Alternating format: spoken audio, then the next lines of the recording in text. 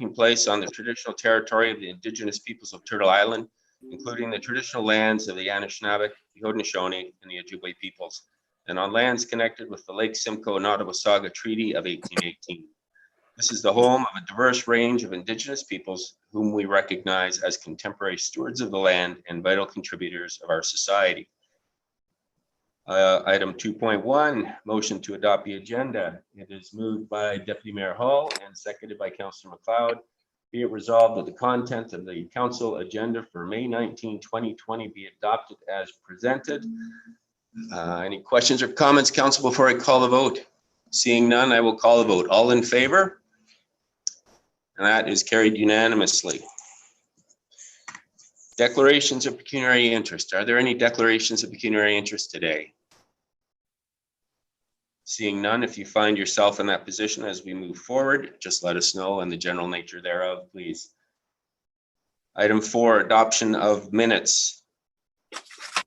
Be it resolved that the minutes of the council meeting held April 27, 2020 be approved as presented. Are there any errors or omissions, council? I don't think I said who was moving that. It's moved by Councillor Comey and seconded by Councillor Doherty. And seeing no errors or omissions, I will call the vote then. All in favor?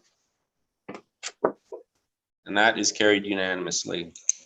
Any business arising from the previous minutes, council? Seeing none. We have no public meetings, no deputations on the consent agenda. Item 8, we have 4 items, and the motion is, be it resolved that the general consent agenda, having been given due consideration by council, be received. Item 8.1, Proclamation, National Deafblind Awareness Month, June 2020. 8.2, Letter of Support for Town of Collingwood during COVID-19 pandemic, the Consulate-General of Japan in Toronto, the Keiko Ito. 8.3, various federal assistance for municipalities. 8.4, Township of Montague, direct payment of federal funds to municipalities to waive taxes for the year 2020. And I think also there was a letter from the town of Midland dealing with that as well under 8.4. So I will first call the vote to receive the consent agenda, and then I will ask for items to be pulled. So dealing with the first one, it is moved by Councillor Berman and seconded by Councillor Hamlin. All in favor of receiving the consent agenda? And that is carried unanimously. Are there any items to pull from the consent agenda, council? Councillor Doherty. Thank you, Your Worship. 8.1 and 8.3, please. Any other items, council? Seeing none, then Councillor Doherty, go ahead. 8.1.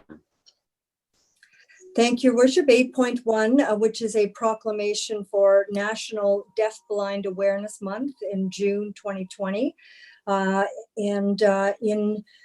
As reflective of the town's commitment to accessibility, I would hope that the town and council would be supporting this proclamation for the month of June. Did you have a motion that you'd like to put on the table, Councillor Doherty? I know that generally the proclamations go out unless there's a vote, and I'll look to the clerk just to clarify this, but my understanding is when we get a proclamation request, we circulate that to council, and in the absence of any objections, usually they proceed. But I'll look to the clerk to clarify that. Through your worship, to members of council, that's correct, and I believe there was no issues or concerns raised, and I believe a proclamation has been issued. Good. So that proclamation has been issued, Councillor Doherty, and thank you for raising that.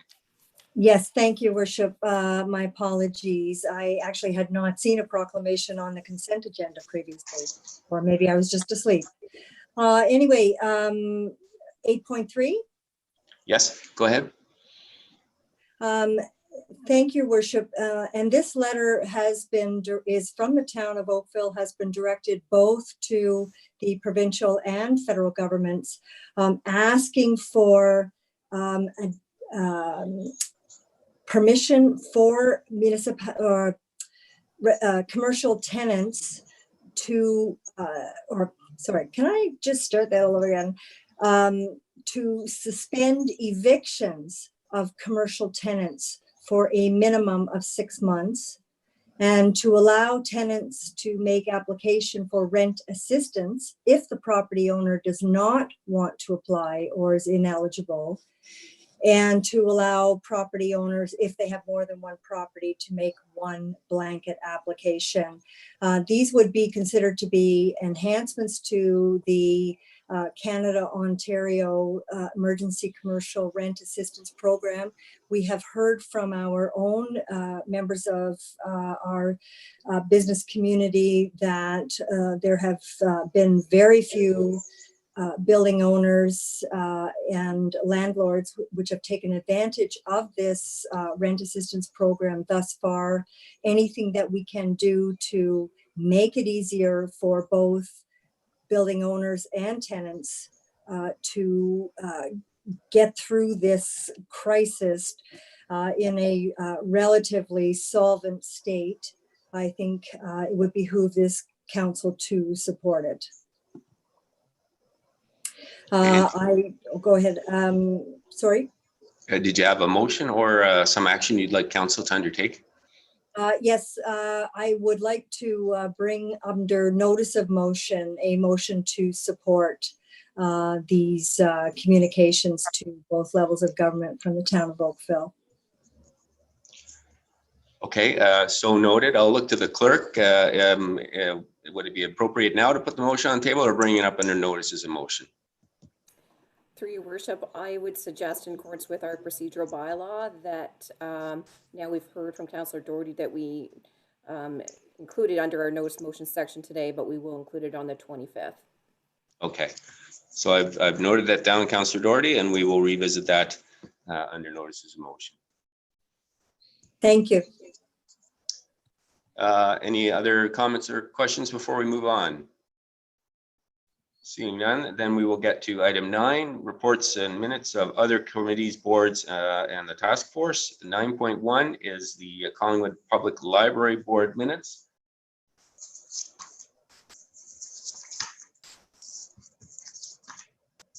And the motion that is moved by Councillor Berman and seconded by Councillor Hamlin.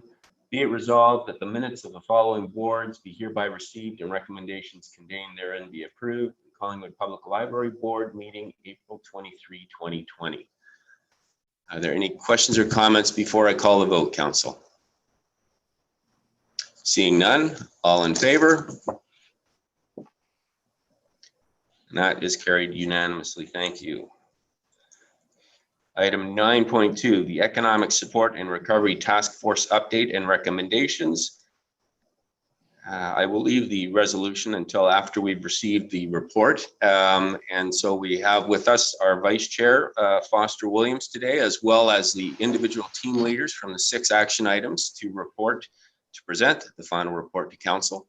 And this has been a committee that's been extremely hard at work over the last 4 or 5 weeks now. And so I will pass this over to Director Ridlow for introduction as we receive the report from the Economic Recovery Task Force.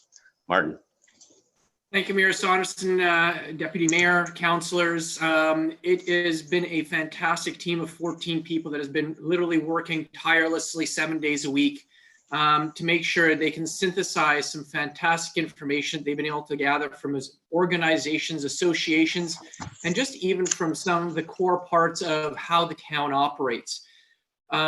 Foster and the leads of the 6 action teams are going to get into more details, but one thing I wanted to share was something that has come out of this quite inadvertently, and it's the ability to understand different, seemingly independent projects that are going on at the staff level within the town, and actually see how they fit into a broader context.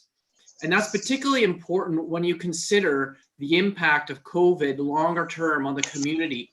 On slide 2, you have a chart that highlights a number of curves, if you will.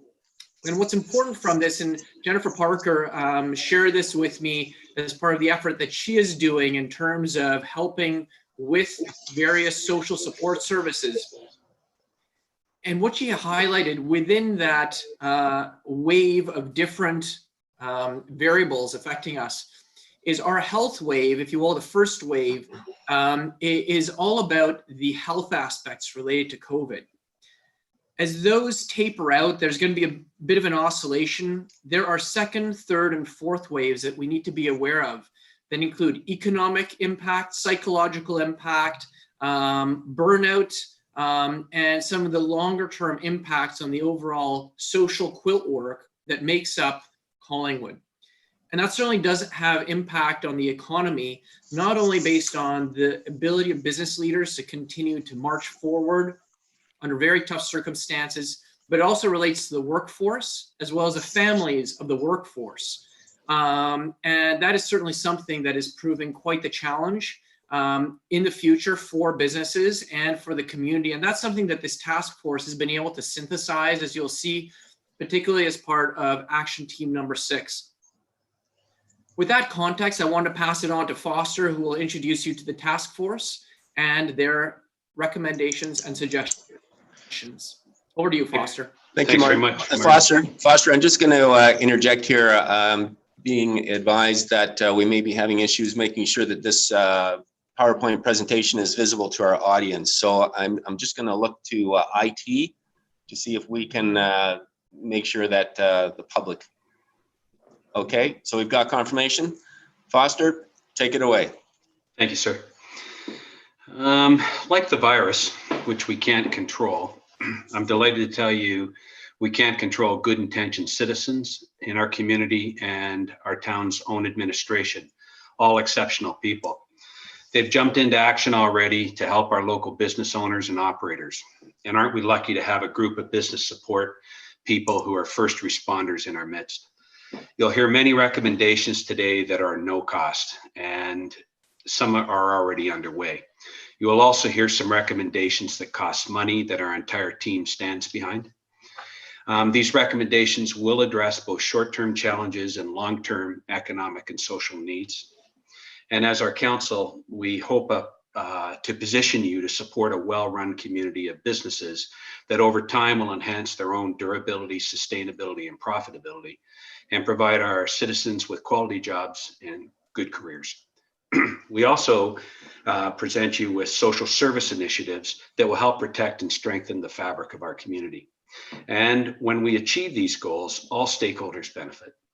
So our goal is to help build a robust and durable business sector that welcomes the next decade and can withstand a future black swan event like COVID-19 with even greater strength and resolve. Many times today, you will hear the term continuous improvement, and that's what this is all about. And I challenge you to imagine the small and large benefits that our business operators and our healthy community can achieve if we put our backs and our wallet behind these recommendations. So let's get started. As we discussed the last time, there are 3 phases. Urgent health crisis, we'll leave that up to the professionals. And the second phase is stabilization, getting back to business. And that's our task team's immediate focus. The third phase is recovery, where we're open for business and we're getting there and assess the new business environment and how to promote Collingwood. And so our task team also looked at this, and we have some immediate and longer term ideas. Next slide, please. So again, as the last time we spoke, our job is to work with council and the community to improve the resilience and sustainability of businesses in our town during and post COVID-19. Detailed proposed projects for 6 action items are across 3 themes, and we're going to start to hear about them right now. I introduced this to you the last time. Next slide, please. So our first speaker is John Gillam. John's an outstanding member of the team and has put together a fine presentation for you. Over to you, John. Perfect. Thanks, Foster. Yeah, so I'm going to be speaking on behalf of Action Team 1 Metrics. We were tasked with identifying local economic metrics and building a dashboard, and specifically build metrics to measure our success and the impact of our initiatives, focus on the critical few, and support it with a dashboard and set targets. The way I like to think about the dashboard, which we'll dig into shortly, is that the local economy has gone into the ditch, and all of us have a role to play in steering it out of the ditch. But we can't do that if we can't see where we're going. And the dashboard is to try to help provide you with a tool to be able to make better data-driven decisions in during this recovery period in the months ahead. Next slide. So here's some examples of some interesting insights. Again, we'll get to the dashboard and the recommendations, but I thought it was relevant to say, you know, if this is continued, what are the type of insights that you'll be able to pull out from a hyper-local standpoint?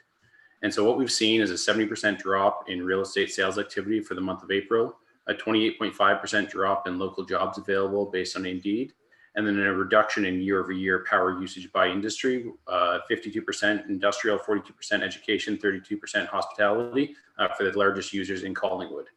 And so the way to think about the graph shown here is that 0% is the pre-COVID normal. And what we can track with this now is our journey back to either pre-COVID levels or back to whatever our new normal will be. All right, next slide.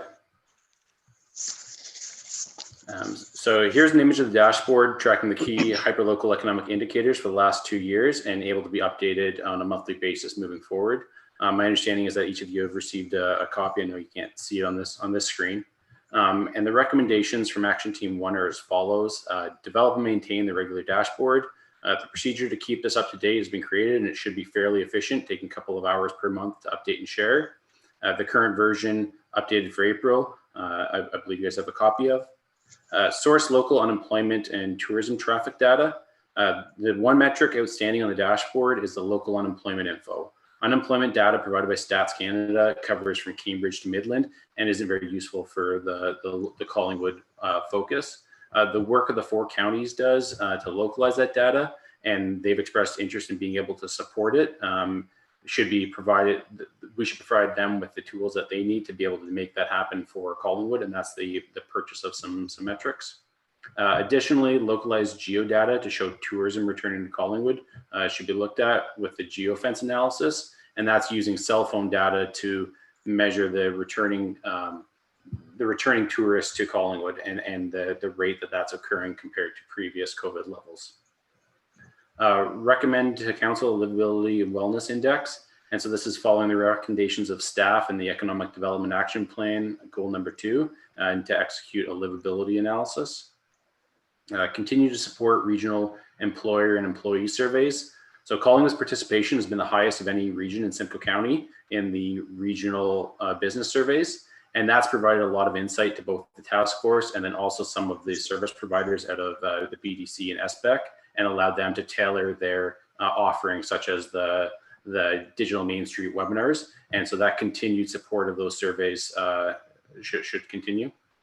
And then finally, conduct the 3rd annual Collingwood Business Survey modified for COVID. So the survey has some wildcard questions, as Martin calls them, and should be updated based on the recommendations from the task force to be able to measure the effectiveness of the recommendations that get implemented. Support for all these will be required from BDC partners, survey sharing with other business associations, Simcoe and Grey County support, and some other regional municipalities, like I mentioned, with the 4 counties. Next slide.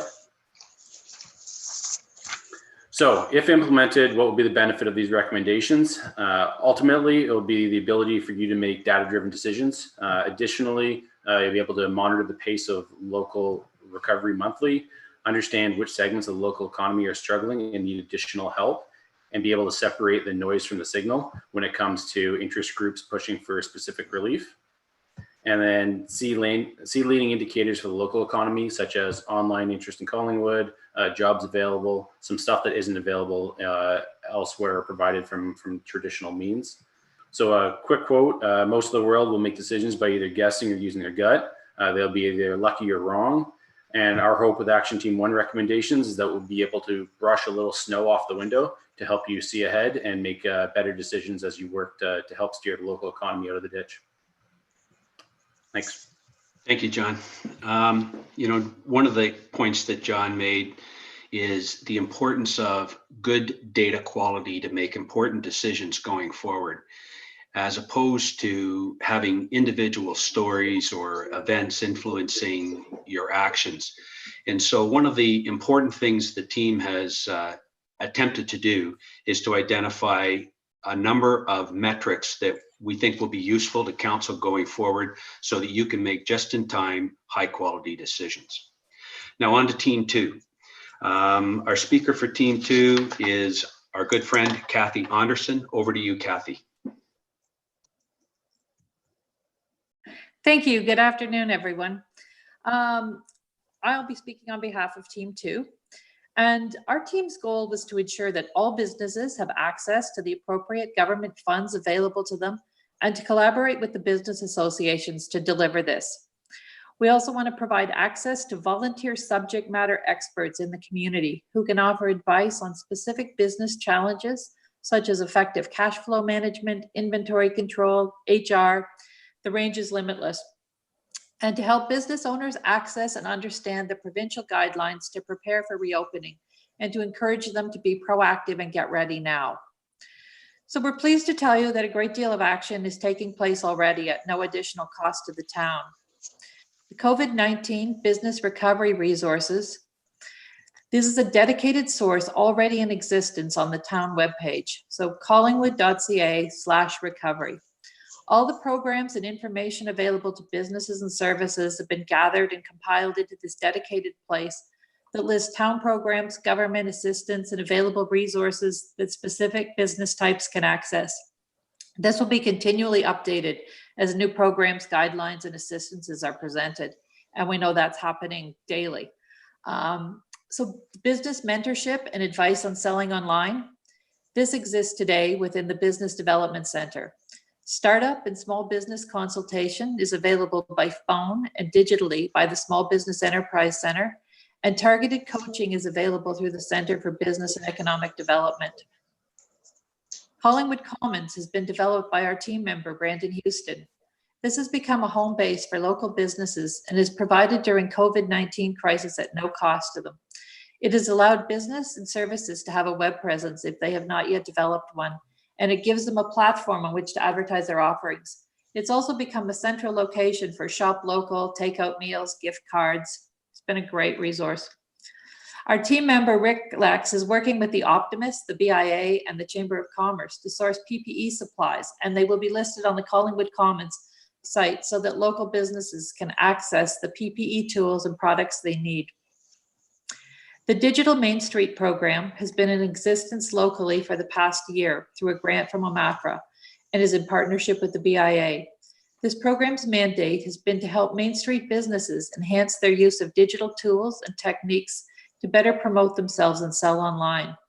This has become even more relevant in the past 2 months, and Ben Fritsch has been an invaluable resource for businesses who need to just get going to get online. We need to continue to fund this important service for Collingwood businesses as this program will end this month. So what will you see next? We will see a bi-monthly business support roundtable brought to us by the Business Development Center and hosted by our mayor. Think of it as a team of team leaders huddling up, sort of many hands make light work, and they will proactively share ideas and challenges we all face. The BDC will be rolling out a Blitz campaign with a "We'd like to hear from you" theme. This is a broad campaign delivered via social media ads that target businesses that might be falling through the cracks, business owners who can't find the help they need or can't make sense of all the programs. This includes an outbound phone call campaign, a sort of a touch a business owner and let our services and word of mouth increase the support we can offer. The Collingwood Investment Fund. This is a long-term project and will have further follow-up from Kathy Jeffrey and Mayor Brian Saunderson. In addition, we will maintain contact with the business partners, specifically the BIA, the Chamber of Commerce, tourism, and construction, to assess the business health of our community. We are currently working with the BDC on a survey to be sent out to members of these groups that will be followed up with outbound calls so that we can provide council with regular and predictably accurate data. So to repeat, a lot of this is happening now, and many of these items are no cost or low cost, high value initiatives. So what specific funds are required? The Digital Services Squad funding will end this month. We recommend Council fund an extension of this program through the end of the year, and that we open it up to all Collingwood businesses that need to help get online. Shopping patterns have been changing, and we can no longer ignore that even with a Shop Local campaign, consumers like to check online first to see if you have the product and the cost. This requires a budget of $25,000. The BDC Blitz. Good news, this does not need more money, but it does need your approval to redirect the existing 2020 approved budget funds. The Collingwood Investment Fund. This is being coordinated by the Collingwood Business and Economic Development Accelerator Initiative. It's a long-term project, and more information will be presented as it's further explored and developed. So why are we recommending this? We want to retain as many existing businesses and jobs as we can. In addition, we want to help new businesses develop. A sure sign of a healthy community is to see new businesses open up, and we want to help many open up. And in keeping with our task force goal, we need to ensure that all businesses have access to the information and support they need to be durable, sustainable, and profitable, as that is good for our community. So the benefit to the local economy and our residents is that we build and sustain healthy businesses with good jobs. We minimize empty storefronts in the BIA district and throughout our town. Real estate and new build construction meets pre-COVID levels by the end of 2021. And we have less than a 30% reduction in small, medium-sized retail and service businesses. And we want to see new growth in new businesses by the end of 2021. In addition, we want our goal to make sure that 80+% of local businesses are able to acknowledge the quality of support services they receive from our direct and indirect community network. So just to repeat from our last presentation to Council, no business should go out of business because they didn't know where to get some help. Thank you, Kathy. Thanks a lot, Kathy. To repeat, no business should go out of business because they didn't get the help. We have initiated many items already and more to come to ensure that we stay in touch with the business operators, keep them healthy and strong. Next slide, please. Action Team 3 is led by our good friend, Brandon Houston, Collingwood Commons, you're familiar with. That was an initiative he undertook himself, that there's much more that he's prepared to report on. Please take it away, Brandon. Thank you, Foster. Good afternoon, Mayor and Councils. My team focused on business and tourism relaunch marketing. Our team identified two key issues that the tourism sector faces, both currently and as the economy starts to reopen over the next few months. These issues not only impact tourism-based businesses, but also businesses that benefit from tourism, such as restaurants and retailers. The first key issue is that of supporting our existing businesses. Local businesses are not yet fully prepared to welcome visitors because of how quickly information and recommendations from all levels of government are changing. There's no local support in place currently to directly address the needs and questions of these businesses that are looking for guidelines that they have to follow to be able to reopen safely. The second issue is around the longer-term rebuilding of our tourism in our region. Recent research stats from Google search results indicate an uptick in users searching for travel. People are starting to get bored, restless, or lonely, especially in dense urban areas like Toronto. With travel restrictions still in place and the expectation that travelers will hesitate to get on a plane anytime soon, they will be looking for alternative vacation destinations that can be reached by car. We must ensure that Collingwood is on their mind as they make their travel plans. Our recommendation is to develop 2 marketing campaigns, as well as provide regional support to the tourism sector.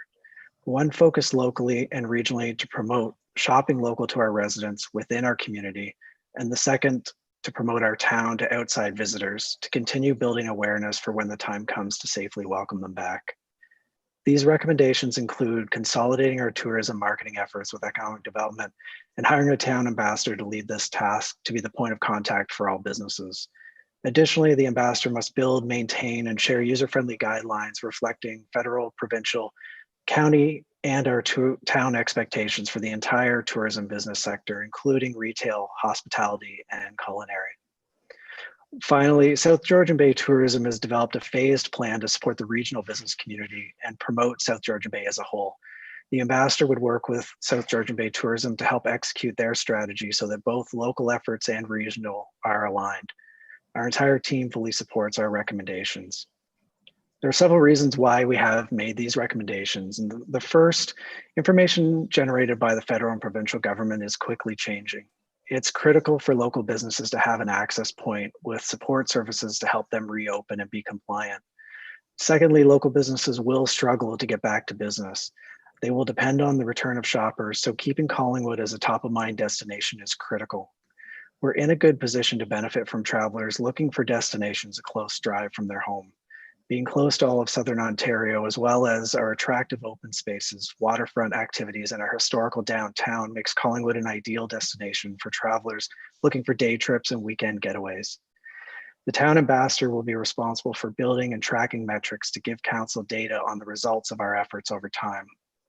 Our goal is to support a business rebound to pre-COVID levels by the end of 2021. These efforts have measurable benefits to both our economy and our residents. Many businesses and jobs in our town depend on a healthy tourism industry.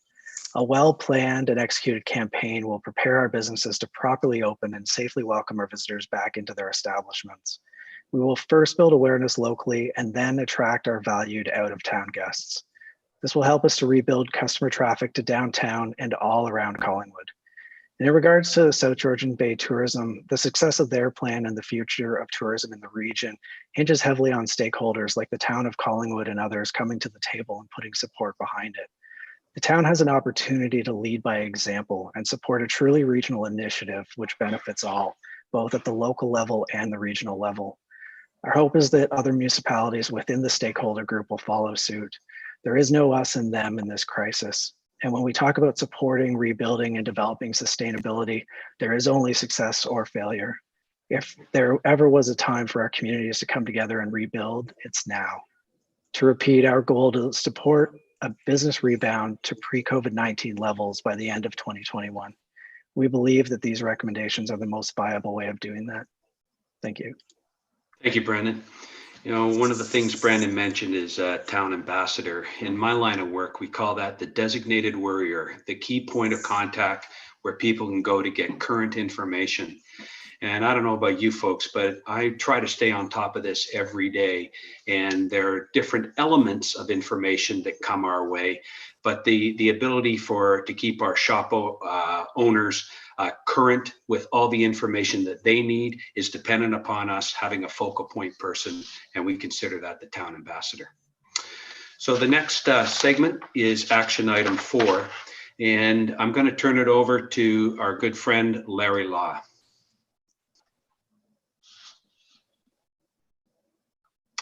Are you present, Larry?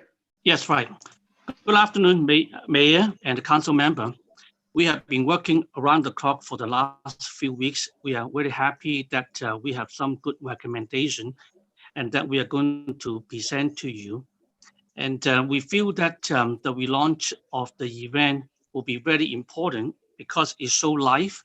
It also shows collaboration between the business people as well as about the fun event for the tourists and the local community to come enjoy. And once the people come to the event and they feel good about that, and I think that will be the good positive energy to be provided and generated. And the objective is to strengthen and leverage the cultural fabric of the community as a healing agent and inspiration for economic resurgence with low cost, high value event.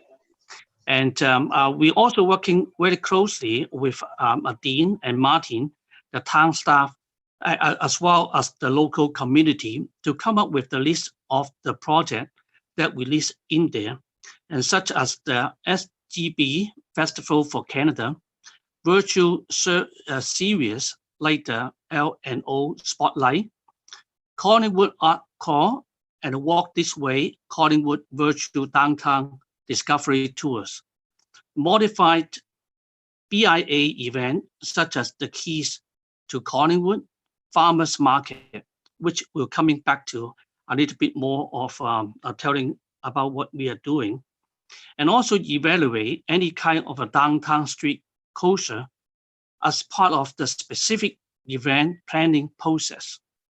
We're working diligently with PRC and the staff. Report will be due on June 1st. Marketing and business development, BIA, and community organizations, regional tourism partners. And also, last Friday, we have a list of the suggested action items from the BIA in response to the task force mandate. As a team, we met early this morning. We need time to explore them further. However, we did identify the regeneration of the farmers market as important to our recovery, and we include this in our recommendation. We have also included the suggestion of closing some streets periodically for consideration on an event-by-event basis. We see this as important items in our community COVID-19 recovery initiative. We look forward to further engagement with the BIA further on these matters in the coming week and report the results. Thank you. Thanks very much, Larry. These items here are, in my language, the emotional contract items that really build up the relationship between the community, its residents, and also its visitors. And so a lot of thought is going into this, and I would observe that we have an exceptional team under Dean's leadership evaluating options. And he, of course, is considering the limitations caused by COVID-19 on social distancing and more. So we're in good hands. I think Dean would say, if he were here, that we want to have high quality events that are low cost and it can involve as many people as possible. Thanks very much, Larry. So we're going to move on to action item 5, the Shop Local incentive. So my colleague Anthony Griffiths was intending to present this, but I have some great news. He can't make it today. That's not the great news. The great news is due to increased product sales interest at McLean Engineering that may result in a number of jobs in the Collingwood plant. We felt it was a pretty good reason to keep him focused on his sales engineering role today. So go get him, Anthony, and here's his team's report. So the issue we are addressing in this action item is economic stimulus, kickstarting our local economy. The federal and provincial governments have launched a number of financial support tools to support businesses and individuals. Action item 2 will help ensure all businesses are aware of these and can capitalize on them.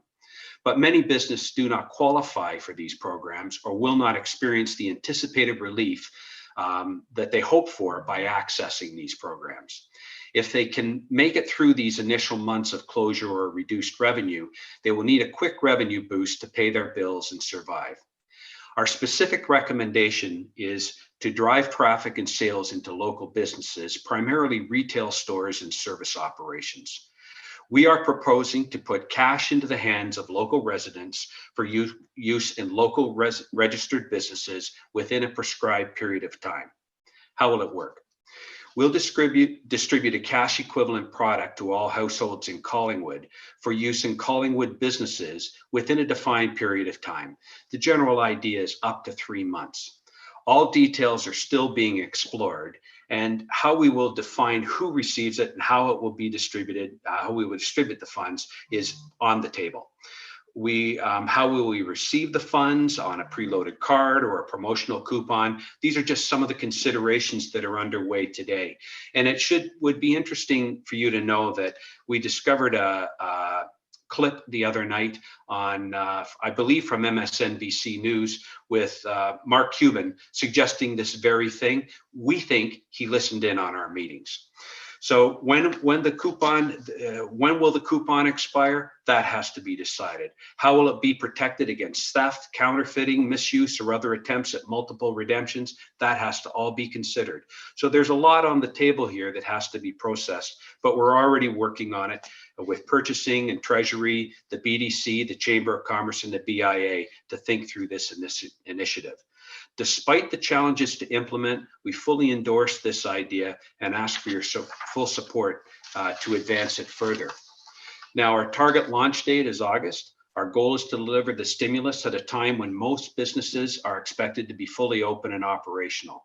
How we'll track it: we will measure total number of retail service businesses that register to participate, the number of cards distributed and used, the total dollars spent, and specifically where it was spent. On a macro level, this initiative intends to have a favorable impact on the number of retail and service businesses that make it through COVID-19, reduce the unemployment rate in the retail services sector, and bring back jobs. The benefits to our community: the money spent will have a multiplier effect. A series of US ValPac studies demonstrated that a high value cash incentive will generate sales in excess of the face value of the coupon up to 37% and can yield a return on investment as high as 16-1. It will be a welcome gift to families, helping us through financially difficult times. It will put money directly into the cash registers of our local businesses. It has the potential to create new customers for a local business, and it will help preserve jobs in our community. At the end of the day, this is a relatively low-cost, high-value, feel-good initiative. It injects a little fun into the emotional contract within our entire community. It's a symbol of hope for our residents and our businesses, and it will create some fun stories within Collingwood that we can further promote across the globe, and that will deliver us a priceless return on this investment. This is an item that we mentioned to you the last time we visited. It requires more detailed work. Our request is that you give it consideration, and our advice would be to let's get on with it. The last item, next page please, is coordinate and support social services. The issues we are addressing in this task team are to ensure that all of our valued community members have access to the resources they need so we can support one another, improve our healthy living, and always continue to build an equitable, livable, vibrant, and economically prosperous community. Our specific recommendations: like in other tasks, we already have great things happening today in this arena. Today, our PRC facilitates a regular round table of social service organizations to assist in their growth of a collaborative network. That network supports the most vulnerable in our community. Today, our PRC also assists with identifying upper tier funds and grants available to social service organizations to help address possible funding gaps during these pandemic times. Today, our town staff and our council are considering a Collingwood Foundation to help fund community-based initiatives. The PRC recommends and supports the establishment of a Collingwood Community Foundation, and so do we. Today, the Optimist Club, our own Ranger Rick Lex, the PRC, BIA, and CFC are assisting in the acquisition and supply of PPE, personal protective equipment, for our valued businesses and their guests. Today, the Rotary Club, 211, and our PRC are building the Collingwood Together Volunteers platform to help fill minor gaps in the community service system. Excuse me.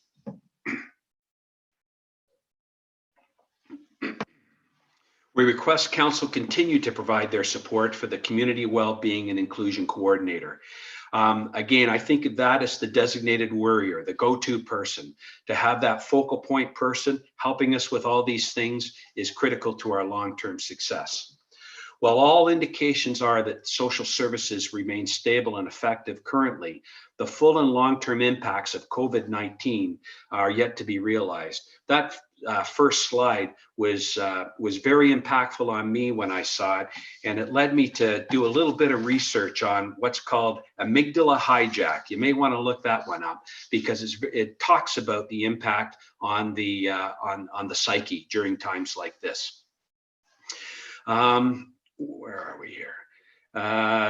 And finally, as a result, the task force and the PRC recommend the council establish a social services COVID-19 roundtable reserve fund of $500,000 to be drawn upon only after council has approved the establishment of a process or agency for delivering these funds when needed in the longer term.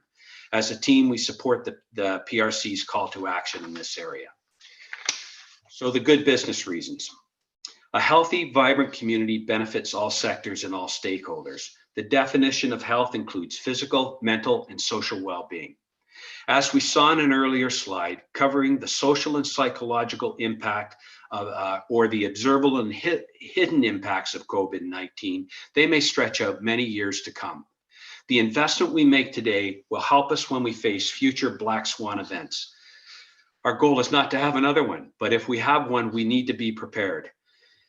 As a business operator, I think of it as long-term healthy community insurance policy that we are investing in today. COVID-19 has already had a direct financial impact on our health and social service agencies. The revenue streams from fundraising events have dried up and demand for their services has increased, and it's expected to increase over time. When we asked the social service agencies we met with, how do they measure their success? We largely heard about numbers being served. We do not hear about the results from those served, and we suggest that is a continuous improvement data opportunity that must be pursued to validate future funding. And we want to help, but we also want to enhance their effectiveness and coordination via the roundtable so that we optimize our dollars spent. PRC can be the town's staff resource responsible for leading this initiative with council's approval. How will this benefit the local economy and our residents? To repeat, many helpful coordinated hands make light work. The central coordinator for our community is our PRC and their designated warrior.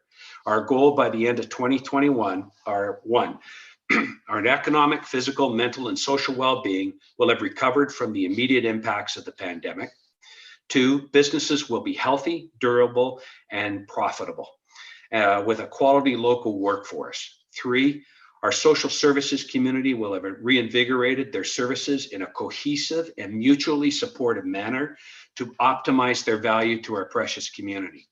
And all community well-being indexes will be pointed upwards. In short, there will be no wasted time, energy, or money, and our council will be credited with being mindfully prepared for the longer-term effects of the pandemic in our community. That's action item 6. Next slide, please.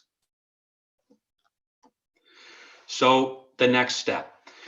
Today, we gave you a perspective and identified the items upon which we request, council can request further information about, and any suggestions or comments from the public can be submitted by email to dobusiness@collingwood.ca.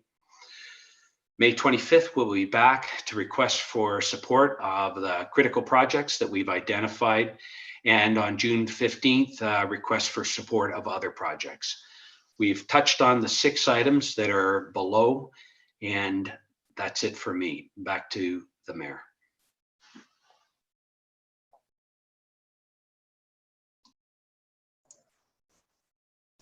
Thanks very much, Foster, for that in-depth presentation, and thank you very much to all of your task force members. And just for clarity, I'm going to make sure everyone gets names. So Foster Williams is our vice chair, John Gillam, Catherine Giles, Kathy Anderson, Rick Lex, Larry Law, Brandon Houston, Anthony Griffiths, and Lynn Hind are our resident experts that have agreed to serve on this task force and have committed incredible amounts of time. So thank you to all of them for their hard work.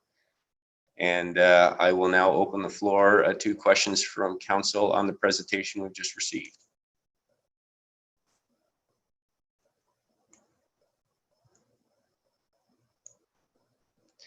Councillor McLeod, go ahead.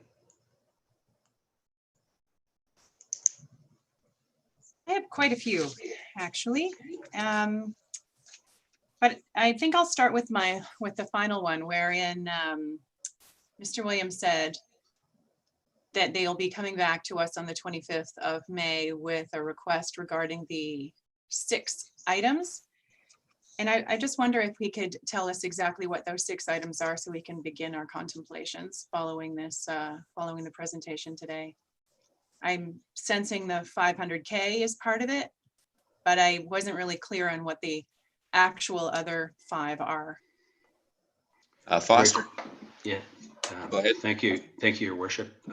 Councillor McLeod, Our colleague Martin has prepared a spreadsheet that outlines the details of each item and the cost associated with each item. You'll be receiving that right after the meeting today.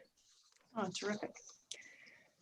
Thank you. And through you, Your Worship, a couple of other questions I have regarding each of the pages of the presentation. First of all, and this one may not make me look good, but when each of those pages said dependencies, I'm not entirely sure that I quite grasp what that means. So dependencies being PRC, in some cases BIA, in some other cases, so on and so forth down the line. Does it mean that well, could you please tell me what that means through you, Your Worship? Foster, go ahead. Thank you, Your Worship. Councilor McLeod, the other way I would think of dependencies as partners. These are people that have to work together. When we use the term many hands make light work, these are groups that must work together cohesively in order to deliver a quality result. Super, thank you. And through you, Your Worship, also regarding action team number 1, you made a reference, or the presenter in that particular case made reference to cell phone data. And is it suggested that we have that already, or are we suggesting that we will purchase it? Foster or John? Who do you want to answer this question? Why don't I put this right through to John, group leader? Yeah, so one geofence study has been completed in the past where there was a geofence put around the downtown core to measure the demographics of the people that were coming to Collingwood. So that one snapshot has been done and analyzed in depth. What's being explored and being recommended is to use that same fence, sort of the same footprint, but to look at that on a more frequent basis in terms of the number of visitors. So one data set has been purchased, but the recommendation is to explore looking at that on a more recurring basis. Thank you. Through Your Worship to Mr. Gillum, do you know when that was done previously? I can get it for you. Maybe Martin can assist there. Director Ridlow, are you? Because I think that was done through the BDC. Mm-hmm. Thank you, Mayor Saunderson.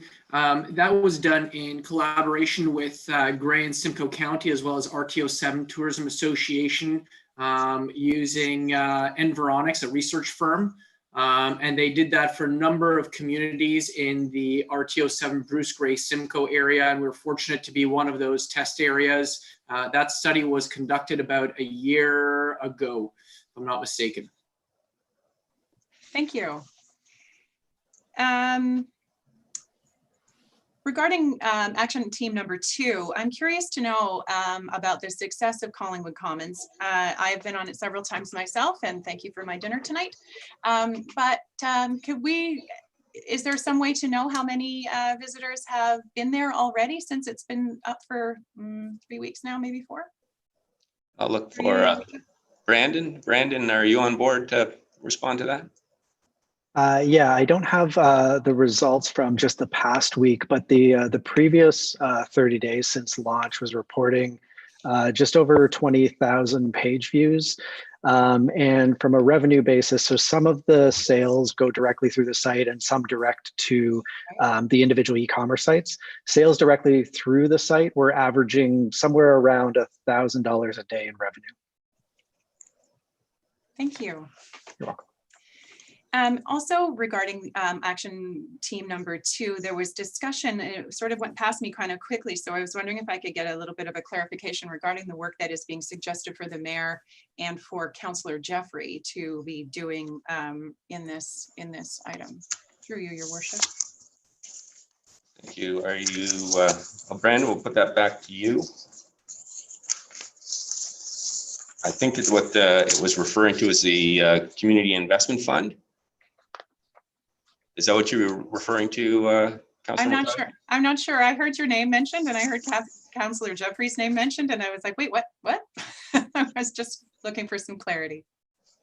So the clarity would be that the community investment fund is something that's been identified by the task force, and looking forward to how you might move that forward. My understanding is right now the province of Ontario doesn't have this type of program set up, and it needs to be set up. And so the accelerator group through Jillian Farley has been doing some work on this. And I know the CAO had a meeting with the province on this. So what we're looking at doing is whether this would be feasible, what it would look like. And obviously it's going to require a lot more work at the direction of council if it's going to be implemented. So I'll ask the CAO to just give an update on her meeting. Thank you, Mayor. Yes, Jillian Farley had provided an update to me and a couple of other folks on the leadership team about what a community investment fund could be. And I have to say that I have a nascent understanding, but I'll do my best. But the idea is not as much that there are funds available, but there is a mechanism, we need funds eventually, but that there's a mechanism by which an investor and a company that needs investment can be matched. So typically that would take a certain amount of legal work and assurances on both parties that to make that investment flow easily. And I understand that in the angel networks that exist in the province, wonderful networks, you need to be an accredited investor, I believe is the term. And what that means is you need a certain to relatively large amount of money to invest.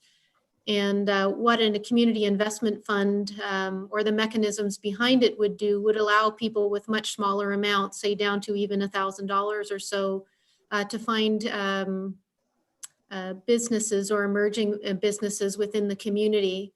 And I understand it can work two ways. One is directly matching an investor in a business, and two, pooling funds to invest in businesses through some type of a board mechanism. And there were some changes that would be required at the provincial level, which is why we had a very initial staff level conversation, but really looking at what would be the changes in securities and whether there could be tax benefits for investing through this type of a mechanism. But it would mean community funds in the community matched between investors and emerging or growing businesses. Thank you. Really, I think what it is it's a high level recommendation at looking at a vehicle that could help assist startup businesses in our community. Thank you. I have a couple more questions through you, Your Worship. I'm curious to know about the source of some of the information as well that was provided in Group Action Team 1 as well as in Action Team 2. The real estate activity, Mr. Williams, was suggested to be down 70% since the declaration of emergency, I'm assuming, which was March 16th or so. Through you, Your Worship, where did you get that information from? Foster, John, I think John indicated that was for the month of April. Was that? Oh, okay. Go ahead, John. From where? Yeah, through Deputy Mayor Hall and the real estate board, it's year-over-year comparison of April 2019 to April 2020 sales activity from last year. Terrific. Thank you. And also with regard to information, there was some suggestion that we're hoping to be back to building levels pre-COVID by the end of 2021. Is that correct, or did I write that down incorrectly? That was the hope. Through you, Your Worship. I think that one goes to Mr. Williams, but I could be wrong. Was that the Group 1? I'm sorry, under Group 2. Under Group 2, okay, under Group 2. So that was Kathy Foster, and either Kathy or Foster, if you can. I'll take it. Speak to okay. I'll take it, Your Worship. Thank you, Councilor McLeod. These are aspirational goals. You know, when we look at, you know, those of us from the business community, we like to set targets, and that's a target that we'd like to work to. It's kind of like, how many accidents do you want to have? You don't want to have any. How many would you like to get your building level back up by the end of 2021? You bet. So it's an aspirational goal. Got it. Thank you. Regarding action team number 3, I'm curious to know, there was some discussion regarding the ambassador position, and I'm wondering a bunch of things about that. One of which is, how would that ambassador's work be different than the work is currently done by Martin Ridlow for the town when it comes to gathering information and disseminating it? Brandon? Yeah, so I can speak to that.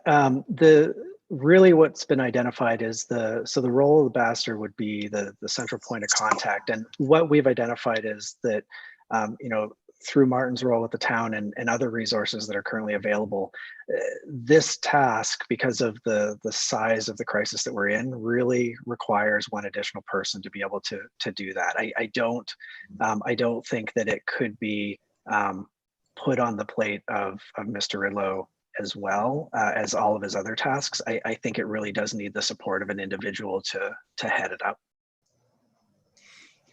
Thank you. I wasn't suggesting that.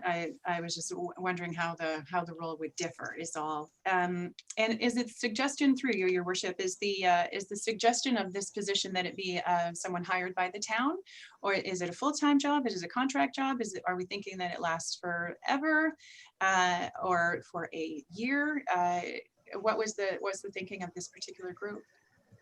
Yeah, so that's still to be decided on. However, it could be provided through the Small Business Enterprise Center, and it's Martin may be able to confirm this, but I believe there's already provincial funding that's been approved.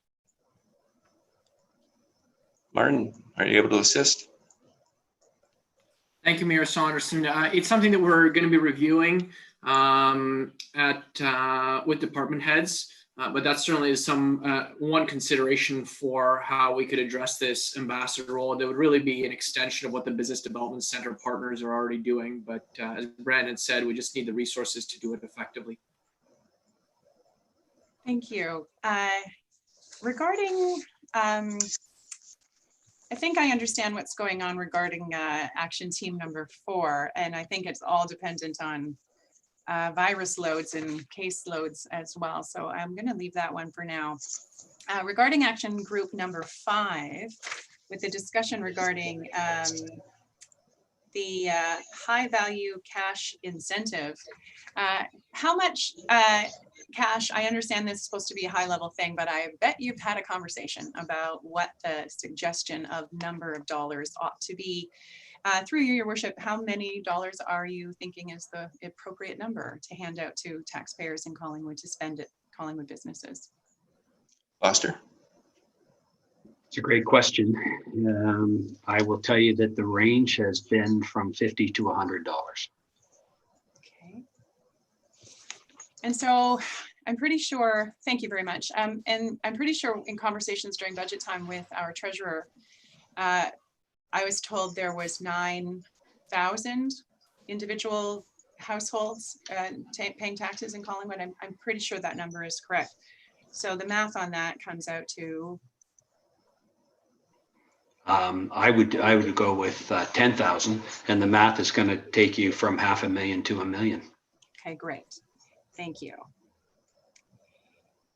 And is there some suggestion through your worship to Mr. Williams, is there some suggestion in action team number 5 that franchisees would be eligible to receive this money, or would it just be homegrown businesses? Has that gone through a conversation at all? That has not been defined yet. Okay. Okay, great. And just a couple more. Thank you for your indulgence, Mr. Mayor. Regarding action team number 6, and the foundation, the community foundation, and the $500,000 that was suggested regarding the Collingwood Together social service platform, those two are separate items, are they, or are they not? Through you, your worship. Yes, I think they are. So again, the foundation, these are high-level recommendations. The understanding is that through the asset sale proceeds, the town has been looking at the possibility of a community foundation, and I think the task force has been saying they support that idea, and would encourage the town through council to consider that option and pursue it further. In terms of the $500,000 envelope, I'll leave that one to Foster. Foster, do you want to speak to that?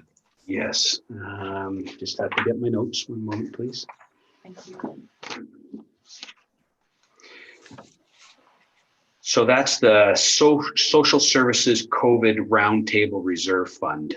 The way I look at this is the impact of COVID-19 is unpredictable over the long period of time ahead of us.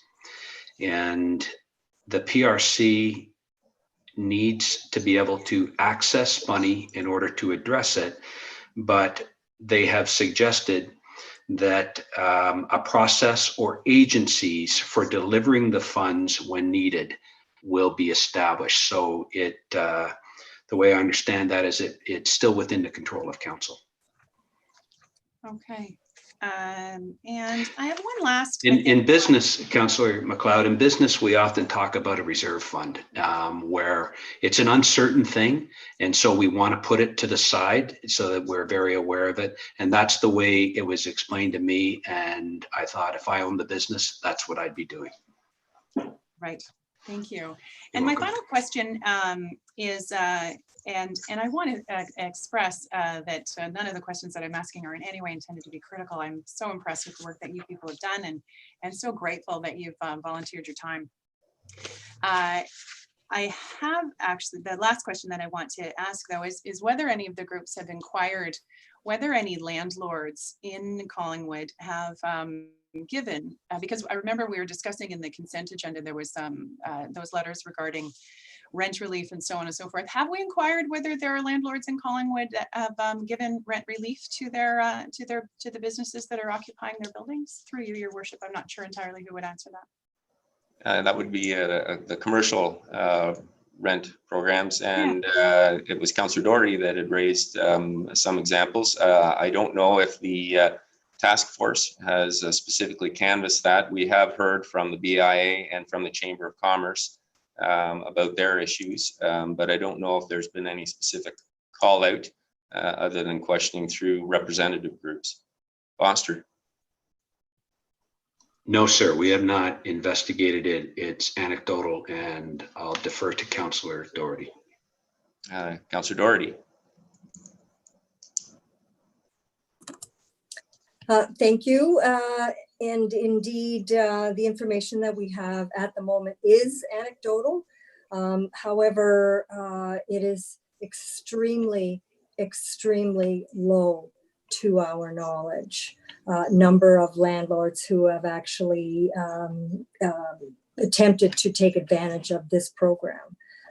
So in the meantime, we have businesses that have been operating without revenue, now going on for almost 2 months. So it is critical at this point in time. Thank you. And I think that addresses part of my question. My question was not necessarily taking part in the federal program, but perhaps, you know, the business folk who have been enormously successful over the last multitude of years, offering to their lessees the opportunity for a cut in the rent. Perhaps I've heard of such largesse being offered in some locations in some of the reading that I do, and I just was wondering whether that had presented itself in Collingwood at all. But I guess so. The answer to that is no at this point. I think the answer to that is it hasn't been a big issue on the task force's radar, so there aren't any recommendations relating to that, although Councillor Doherty has her motion. So. Yes, just from an information gathering point of view. I think that brings me to the end of my questions. Thank you so much for your indulgence. And again, thank you so much to all of the members of the task force for the hard work that they have done. Council, other questions, comments? Go ahead, Councillor Hamlin.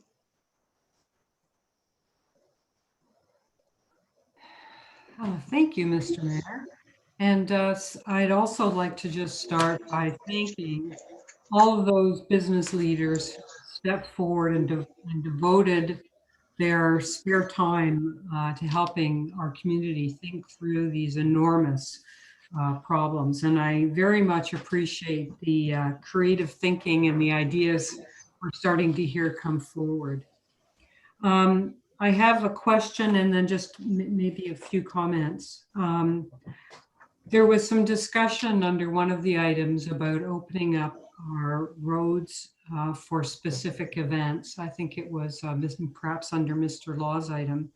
And I was wondering if the task force had discussed at all the concept of opening some of our roads to allow more shopping space, more floor space for our restaurateurs, and then, onto the sidewalks, so it would leave the roads for pedestrians and cyclists. So again, through you, Mr. Mayor, I'm just wondering if that has been discussed. It has, and I think it was discussed by Action Team 2, which is Kathy Anderson, in terms of looking at ways to assist local businesses on the recovery curve. And Kathy, if you want to say anything on that issue. So we did start off with this as part of Action 2, and then we actually moved it out of 2 and into, Foster, correct me, but I think it went to 4. And That's correct. yes. However, it doesn't necessarily matter which action team it is, because it is an important component. And we have discussed it with the BIA.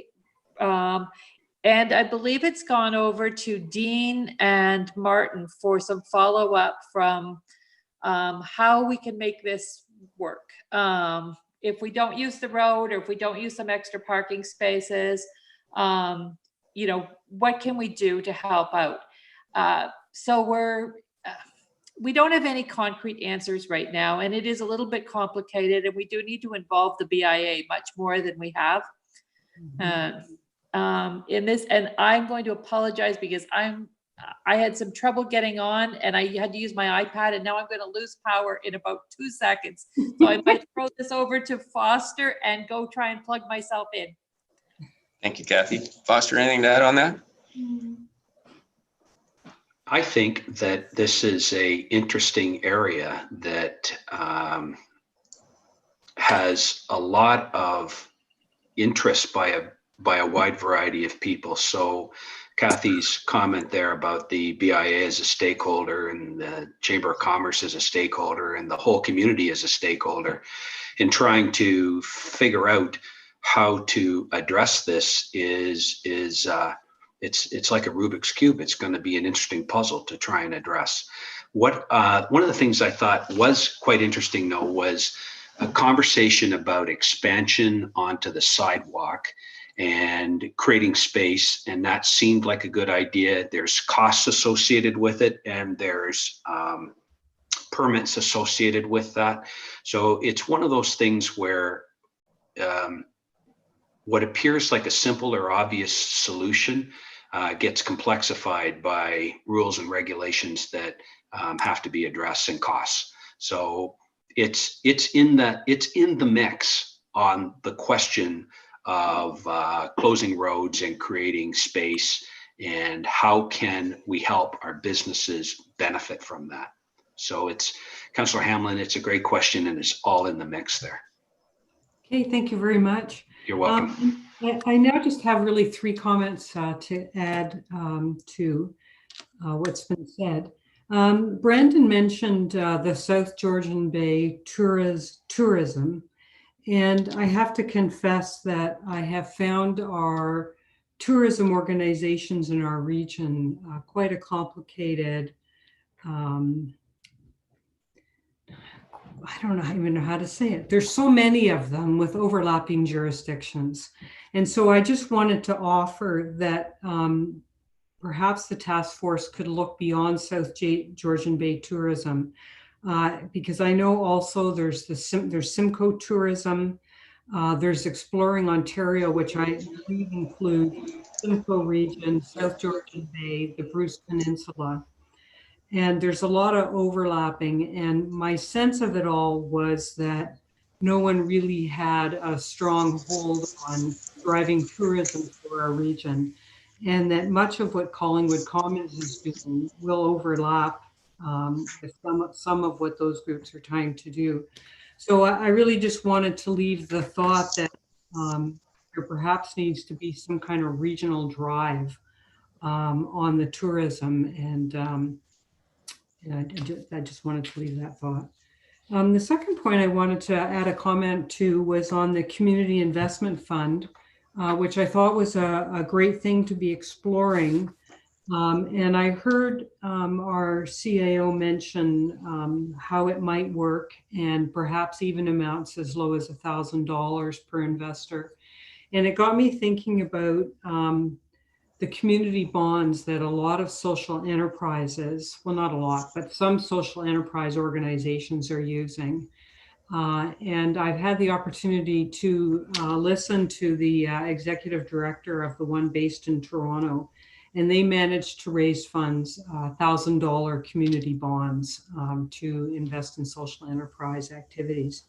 So I just wanted to leave the thought is that I particularly, for some odd reason, have a special interest in municipal finance and funding. And if you needed an extra person to help think through this aspect of it, I'm happy to volunteer. And lastly, Foster mentioned having metrics around how well the distribution of funds for social organizations might be. And I wanted to mention that many community foundations in Canada have vital sign reports that are done annually. And this allows for the measuring exactly of what he's talking about. Who's out there, who needs help in our community, how are we doing year after year. So I thought, in hand with the possibility of creating a community foundation, we might tie into that a proven way of approaching metrics, which was through the vital signs reports. So anyway, those are my comments. Thank you. Thank you, Council. Any other questions or comments? Councillor Comey. Sorry, I got to get that Zoom thing working again. Okay, thank you so much, Mr. Mayor. So through you to the task force in general, just to continue to echo that sentiment, to thank them all for their time and their dedication during a time when I'm sure they are so busy with so many concerns of their own. I'd like to pick up on the thread started by Councillor Hamlin, and I suppose at this point just offer the comment that I certainly hope, and I have every belief, that this task force will be able to overcome that Rubik's Cube of concerns over closing streets and dedicating parking spaces, particularly in our downtown area and maybe in our creative district, to pedestrian use. I mean, this is all rooted in a virus, and the virus requires space. And that means our restaurateurs and our retailers need space to be able to access their customers. And in the city of Vancouver, they started a mandate that was room to move, room to queue, and room to load. And it was actually Councillor Jeffrey, I think a few meetings back now, that first pointed out that lineup just outside the bank, right? We are going to need some room as the weather continues to improve. And if we have wonderful ideas like handing out 9,000 gift cards and everybody's going to head downtown, I know my kids have already, swung by Minds Alive to pick something up that we got for them.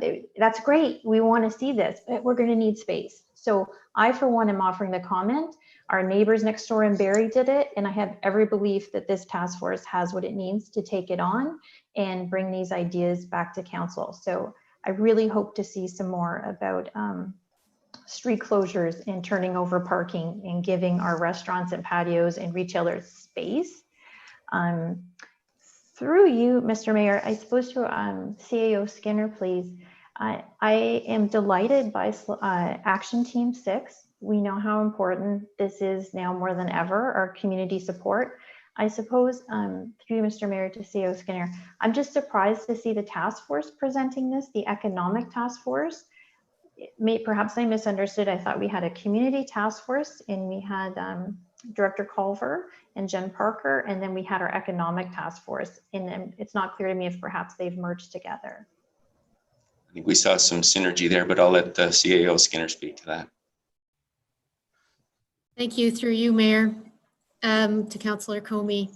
Yes, I don't think that there's been any move to merge these two. I think this is actually, in my perception, a recognition that we need a fully healthy and functional community in order to support economic development. So having this recommendation on better coordinating and supporting social services across our community as a way to support economic growth is actually a strong indication of how important it is.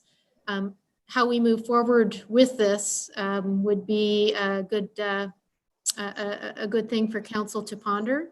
Wouldn't necessarily say that by having the recommendation here, it needs to remain here for action. And this might be actually a good time for me to mention something that I had wanted to put on the table toward the end of the discussion. One is that this is a fantastic task force. They've done a lot of work. They've looked and provided a perspective from business people in our community around what we can do. I know that I've been meeting a couple of times a week with the municipal CAOs across Simcoe, Muskoka, and that there's not another municipality that's ready to have this kind of discussion yet. So we're kudos to the task force for putting some ideas on the table. And now that the ideas are getting put on the table, I think that we're ready as staff now to have council direction upon what you would like to see as next steps, because we've got a lot of good ideas. As staff, we've supported all the questions that we were aware of as vigorously as we could, as the questions were asked by Foster and his colleagues.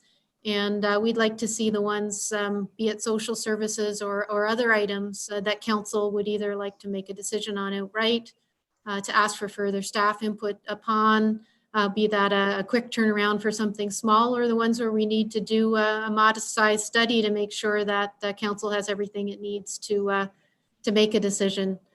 So back to social services to close off. No intention to merge the task forces or their intents, just to a recognition by this task force of how important the health of everybody in the community is to our overall economic strength. Thank you. Thank you, CAO. And I guess just to pick up the point there, the task force is tendering its final report today. So it's making all of its recommendations known to this council today. And that's the finish line for this task force, unless council would like any additional work done by the task force or input from the task force. It is now for this council to take these recommendations and work with staff to see how we can craft them, how we can implement them, and what we want to adopt, how we want to adopt it, and how we want to implement it. So this task force has basically reached its conclusion. These are the recommendations today, and it will be now for council to take those recommendations and look to staff in terms of getting further input or how we might implement them. And so you'll see from the recommendation that's on the floor, and I don't want to preempt any other comments or questions here, that what we're really doing today is receiving the report and then looking to staff, or how we would like staff to come back to us with it.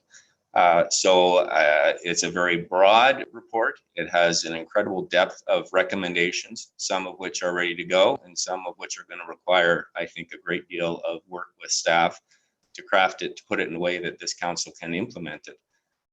So the thought is then that we would ask staff to take a preliminary look at the report and come back to council. That was initially to be for Monday, May 25. I think that's awfully tight.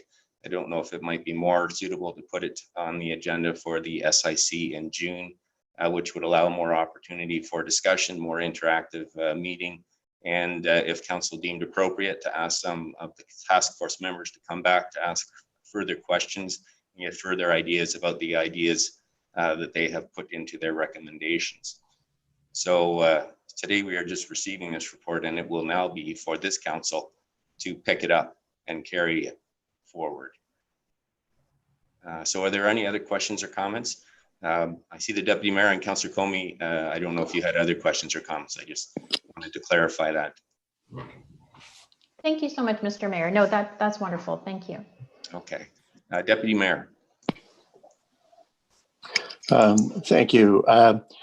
Through you to, I guess, the task force, and then to the other members of council. So one, I extend my thanks to those who are around the table that participated as members of the task force, as has been exhibited by the work that's been presented today. A lot of time and effort, thought has gone into this. And one thing that I would just simply like to relay both to my colleagues around the council table and to the community, this is a marathon, it's not a sprint. And this presentation today is well thought out. There are many different avenues, paths for us to take, whether it be having staff review them, whether it be council come up with our own directive and start to implement. But I think I would just stress, for example, as it relates to number 5 and the distribution of potential proceeds to the community through some type of a card, whether it be a preloaded card or coupon. The bad news is that we're going to be dealing with the economic fallout of COVID for an extended period of time. Therefore, we don't need to rush to have this done tomorrow.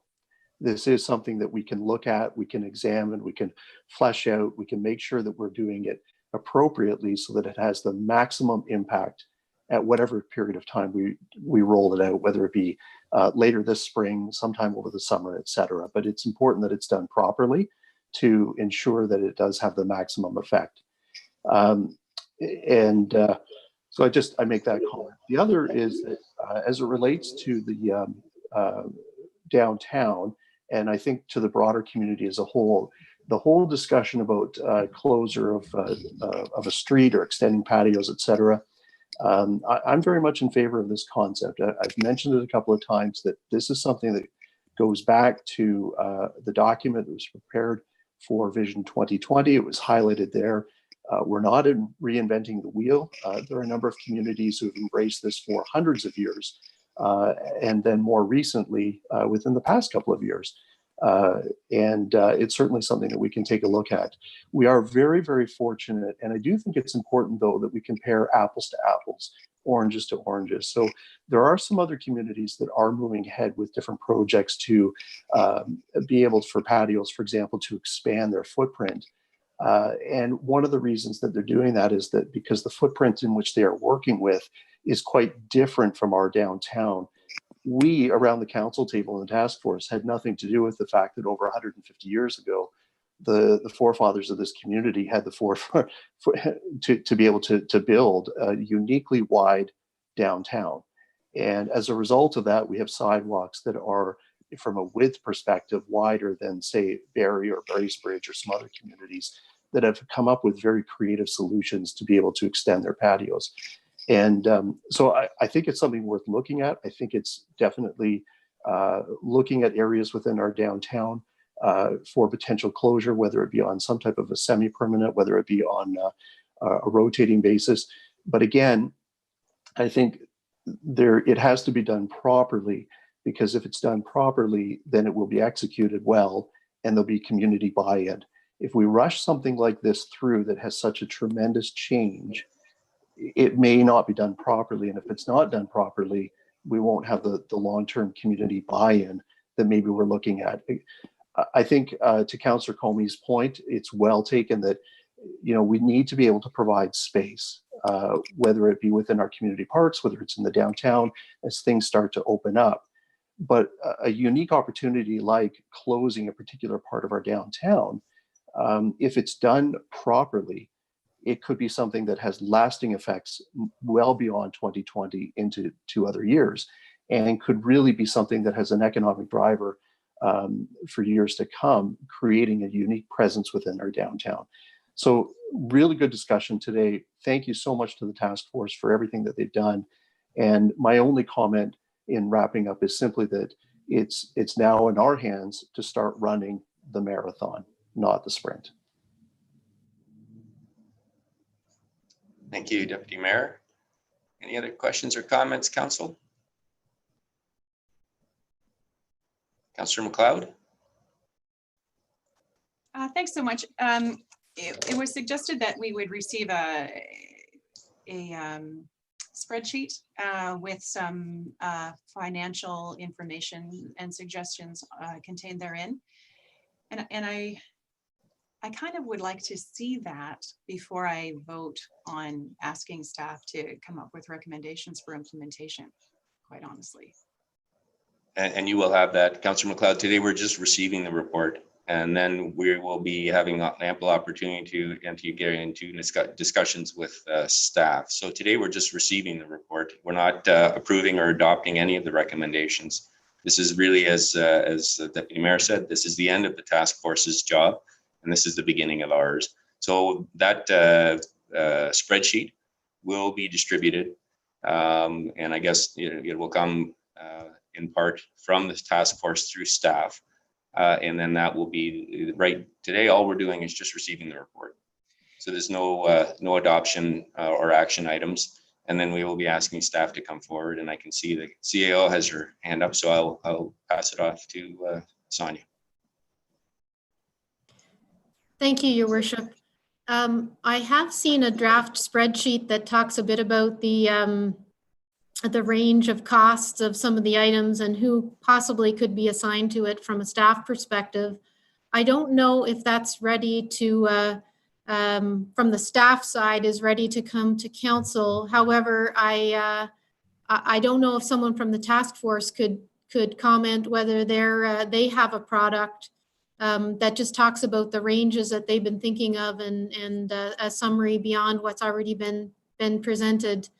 I don't think I'm quite ready to comment on who might do the work and some initial analysis, just because it's not complete and I wouldn't want to mislead anyone.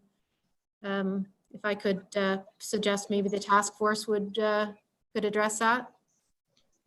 Foster, I'll look to you. Are there items, values attached to some of these items? Yes. So there is what we did to organize the 6 elements is we have an Excel sheet, and then we built a Word document to complement it. So what you heard us reporting out was the Word document. And what Martin has done is, and I just saw it today, and I know he worked hard at it last night, it was to try and collate it into one document. And I'll leave it to him to bring forward. The timing of it, it's not my responsibility. Thanks, Foster. But just to clarify, those values were values that the task force generated. Yes.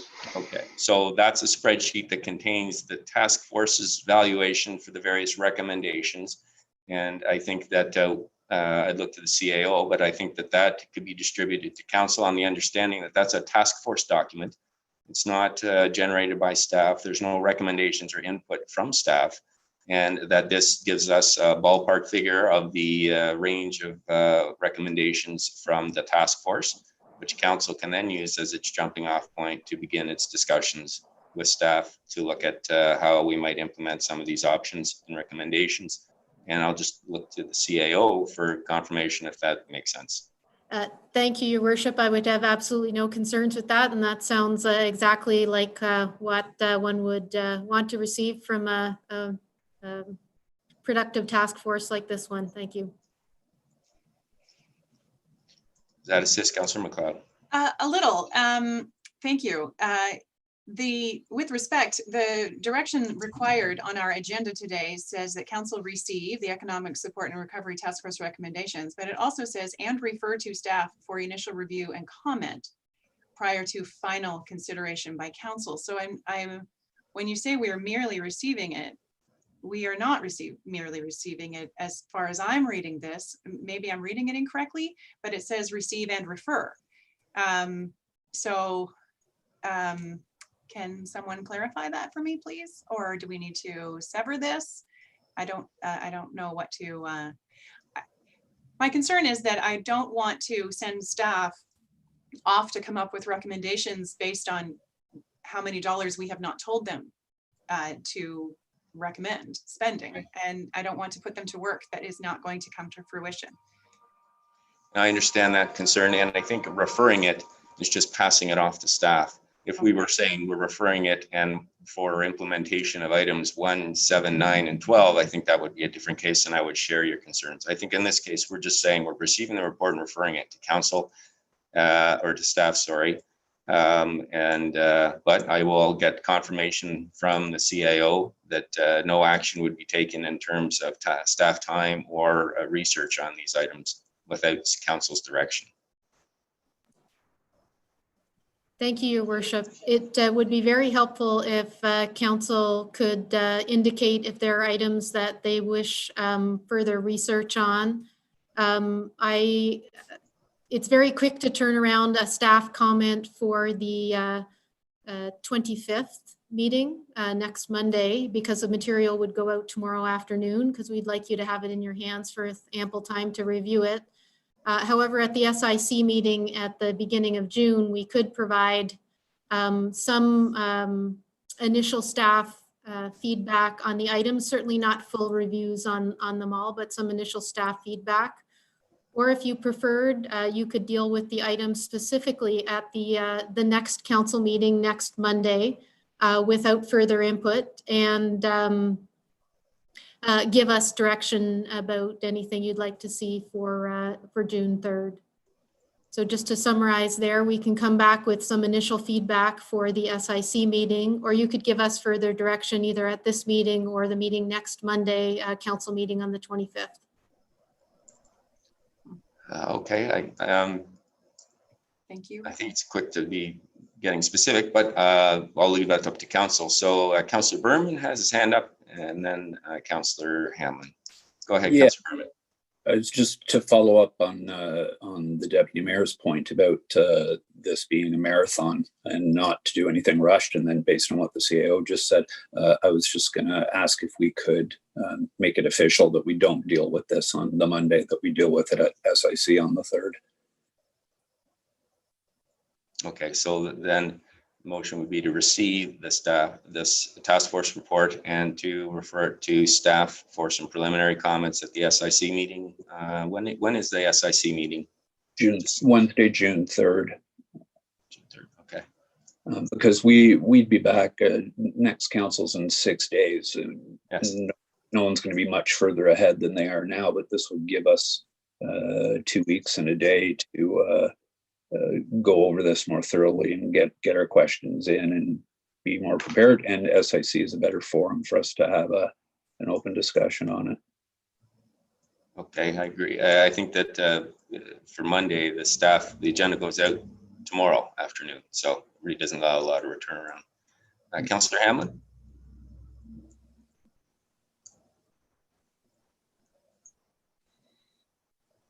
Okay, here we go. Okay, thank you.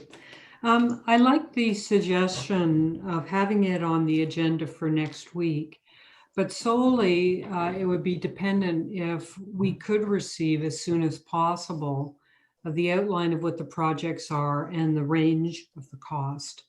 And then next week, what we could do at our meeting is merely have a look at the project and costs and say yay or nay, or I guess undecided, which would give our staff some direction to go forward to have a more fulsome discussion at SIC.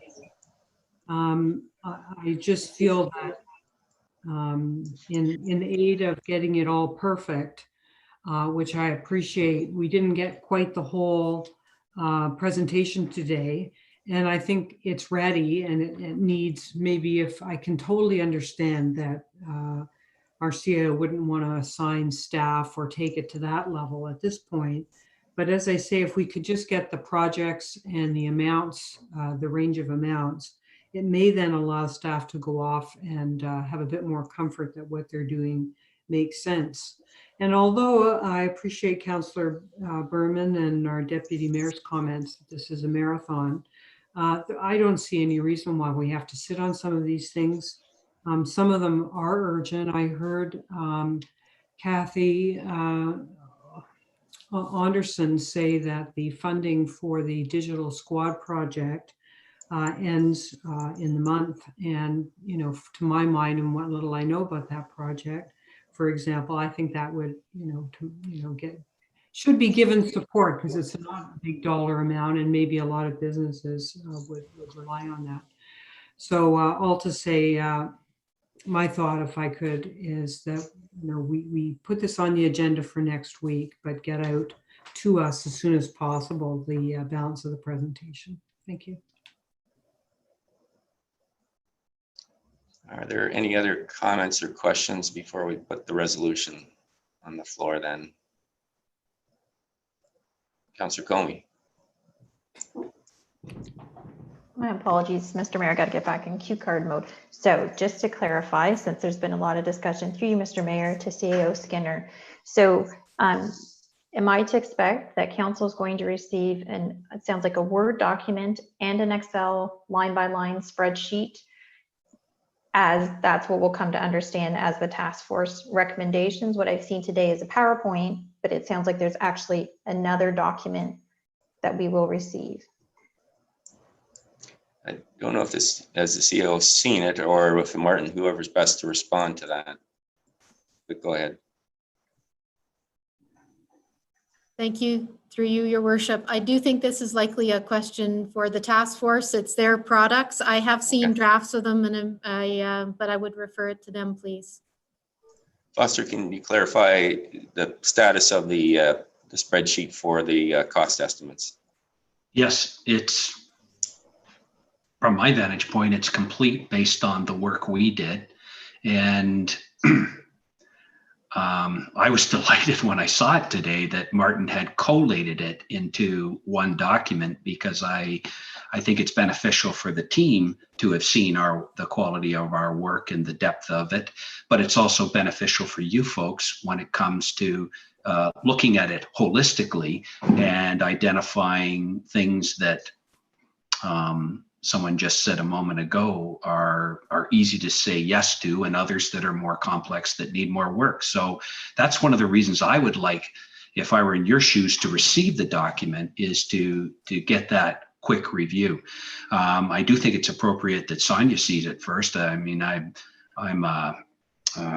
in the business world that I'm from, it would go from a person like Martin to Sonia to assess it and make sure that it's full and to understand it herself, and then forward it to you folks. So from a process perspective, it seems relatively simple to me, but the document, and I must confess, I was busy working on many other things this morning to prepare for this, but when I took a cursory look at it, I was pretty impressed by it, and I thought it would be a valuable document to this team.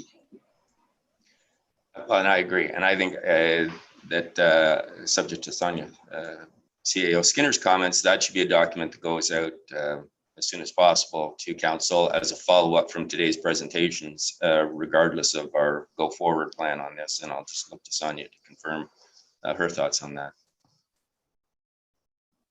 Thank you, Your Worship. I absolutely agree, and don't think that I would want to change, of course, any of the recommendations of the task force, but if there's something obvious in that that's related to the town's actions, I'll make note of it and make sure that should that be what council would like, that you get it in your hands as soon as practical. Good, thank you. Thank you.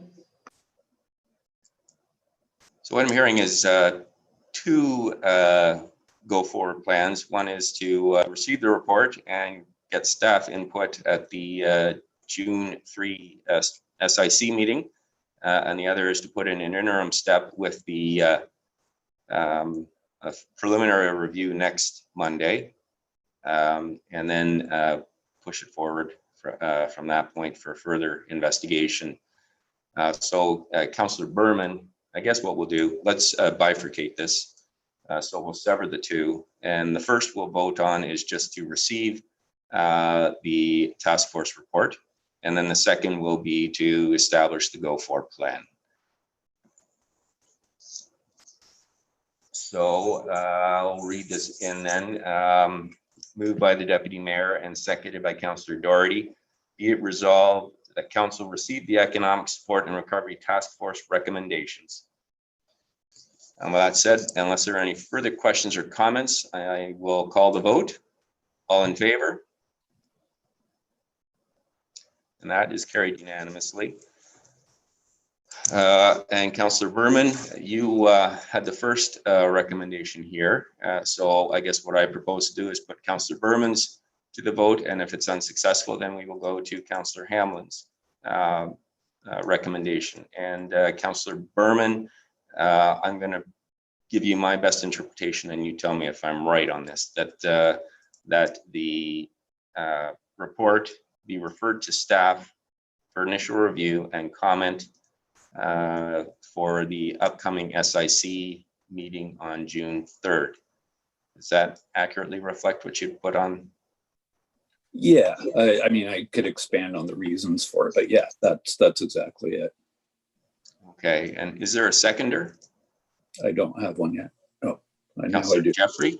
Now I do. Councillor Jeffrey has seconded it. So are there any questions or comments then before I call the vote on that? Go ahead, Councillor McLeod. I'm sorry, could you read it out one more time? I apologize. That council refer the task force report to staff for initial review and comment for the upcoming SIC meeting on June 3. Okay. Any other questions or comments, council? Seeing none, then I will call the vote. All in favor?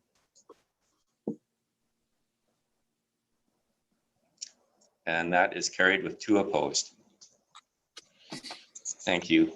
And I don't know if Foster and the other task force members are still present, but to Foster and the task force, thank you very much, everyone, for your hard work on this.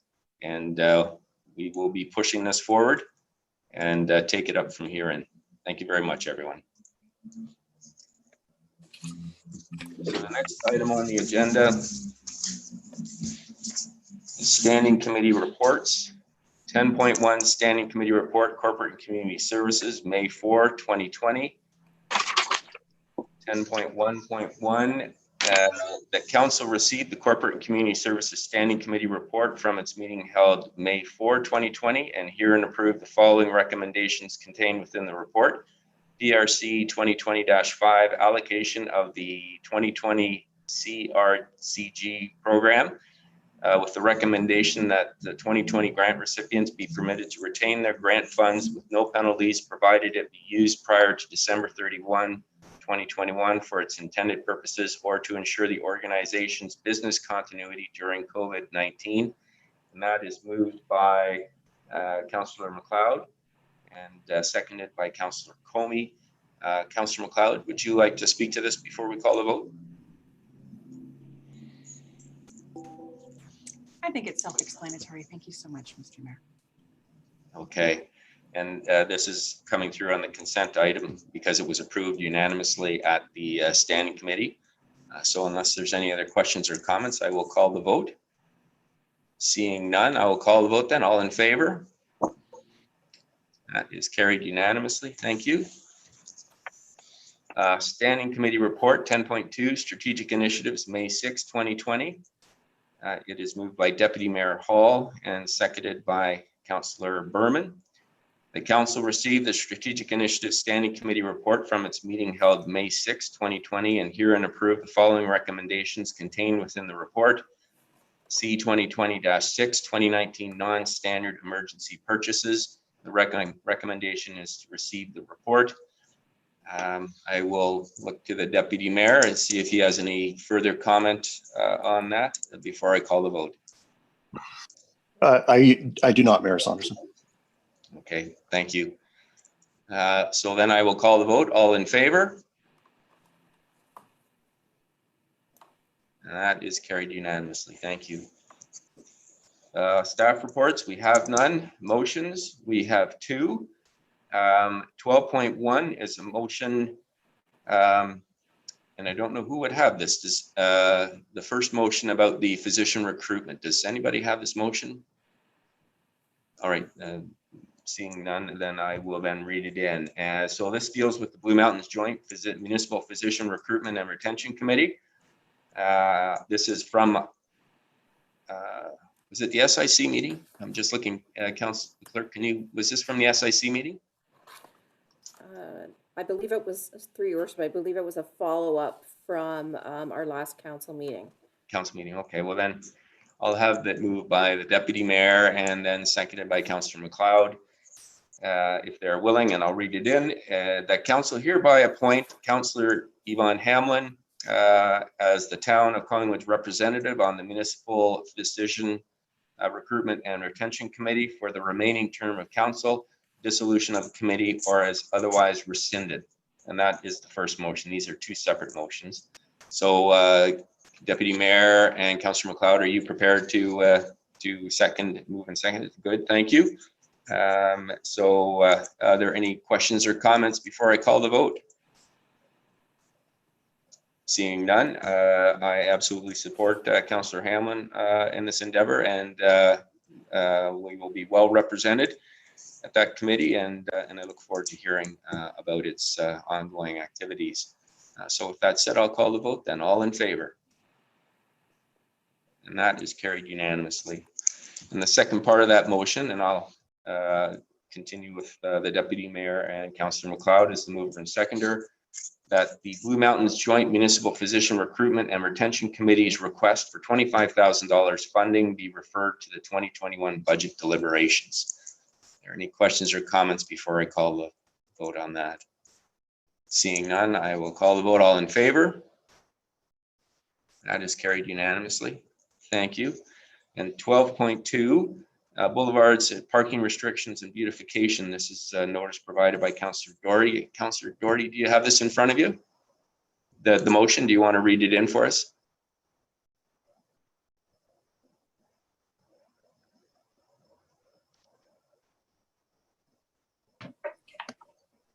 My apologies. Yes, I do have it in front of me. Okay, go ahead. Why don't you read it in, please? That council requests a staff report to investigate and recommend if there should be changes to the current parking allowances on municipal boulevards. And further direct that staff report that the staff report include consideration for a boulevard beautification program by adjacent property owners. And further, that based on the official plan review, current staff work plans and available resources, that the staff report be provided in 2021. Do you want to speak to the motion? Yes, thank you, Your Worship. This motion emanated from a letter which Council received several weeks ago in regard to parking on boulevards, and how that this was contributing to the apparent disorganization and in some cases traffic or visual obstructions to traffic on our streets. Because we are very concerned these days about municipal beautification in general, because green boulevards help to mitigate the effects of stormwater runoff, because and those are the two primary purposes. I'm sorry, my tongue's all tied up today. We are doing an official plan review at this time, so it makes sense for us to take a look at the notion of parking on boulevards and see if we should be looking at a change and more restrictions to it. Thank you. Any other questions or comments, Council? Go ahead, Councillor Jeffrey. Thank you, Mayor Saunderson. I'm quite willing to second this motion for discussion. I brought this up our last term of council, and it did go into a staff process somewhere. I'm not sure where, but I'm very happy that it has come up again for all of the great reasons that Councillor Doherty has outlined. Thank you, Councillor Jeffrey, and thank you for seconding that. Seeing no other comments or questions, then I will call the vote. All in favor? And that is carried unanimously. Bylaws, we have none. Notices of motion. We have 14.1, reconsideration of council and standing committee meeting time. And Councillor Jeffrey, I will pass it to you. Thank you, Mayor Saunderson. Just to read in the notice of motion, because it has a procedural bylaw impact, it is not possible to waive notice in this situation. So I just briefly to explain that in my work as an essential service, this is really causing me a lot of difficulty moving 3 half days into my working time while I'm trying to help my clients with their wage subsidy applications, their business decisions, and business pivoting as we're moving forward. So just to read it in, it is that council hear and reconsider the time change for council and standing committee meetings as decided at the April 27th, 2020 meeting of council, and the council hereby authorize the change in meeting time for regular meetings of council and standing committees to a daytime hour of 3:30 p.m. for the duration of the declaration of the emergency. And I should also confirm that I did confer with department heads through the clerk with respect to this timing, and it is deemed suitable to them. So that will be for the next council meeting. Thank you, Councillor Jeffrey. Item 14.2, the endorsement of the AMO Board of Directors appointment. I will read this in. Whereas the Association of Municipalities of Ontario, AMO, is a nonpartisan entity that represents the interest of municipalities on policy and program matters that fall within provincial jurisdiction. And whereas AMO's Board of Directors is comprised of elected municipal officials from all regions and sizes of communities to form a broad base of support and provide AMO with the feedback and emphasis required to carry the municipal message to the provincial government. And whereas the AMO annual conference will be held virtually from August 17th to 19th, 2020, during which time the annual general meeting will occur, followed by the election of AMO's Board of Directors and reporting caucuses. Be it resolved, the Council of the Town of Collingwood endorse Councillor Deb Doherty to stand for election on AMO's Board of Directors and Small Urban Caucus, and further the Council assume all costs associated with Councillor Deb Doherty attending AMO's Board of Director meetings up to the allocated approved budgeted amount. And that has been read in and will be dealt with at the next meeting on Monday. And there is a new motion, notice of motion, Councillor Doherty. So I will pass this to you. Thank you very much, Your Worship. And again, this is to follow up on letters that have been sent from the town of Oakville to the province and to the federal government, asking for some critical modifications to the Canada-Ontario commercial rent program, rent relief, rent assistance program. And key of which is the fact that some landlords, and in fact, it would appear at this point in time, most landlords have not taken any advantage or made inquiries in regard to this program. And in the meantime, we have tenants, commercial tenants, who are, some of them in dire straits because of a lack of revenue for almost 2 months. And so the notion that has been put forward by Oakville is that, first of all, this be enhanced such that no commercial tenant can be evicted for a minimum of 6 months to allow landlords to investigate and take advantage of these programs. Also to allow tenants to make application for rent assistance if the landlord is unable or unwilling to do so. And finally, if the property owner actually has multiple properties, that they could make one application for all of their individual properties, and thus expediting the process to, again, to the advantage of the commercial tenant. Thank you, Councillor Doherty. Maybe I certainly got the thrust of the motion, but maybe, and I'll look to the clerk, you could work with Councillor Doherty to put that into motion form based on the items that were just covered. Good. Okay, so we'll leave it to you. Thank you, Councillor Doherty. County report, Deputy Mayor. Thank you, Mayor Saunderson.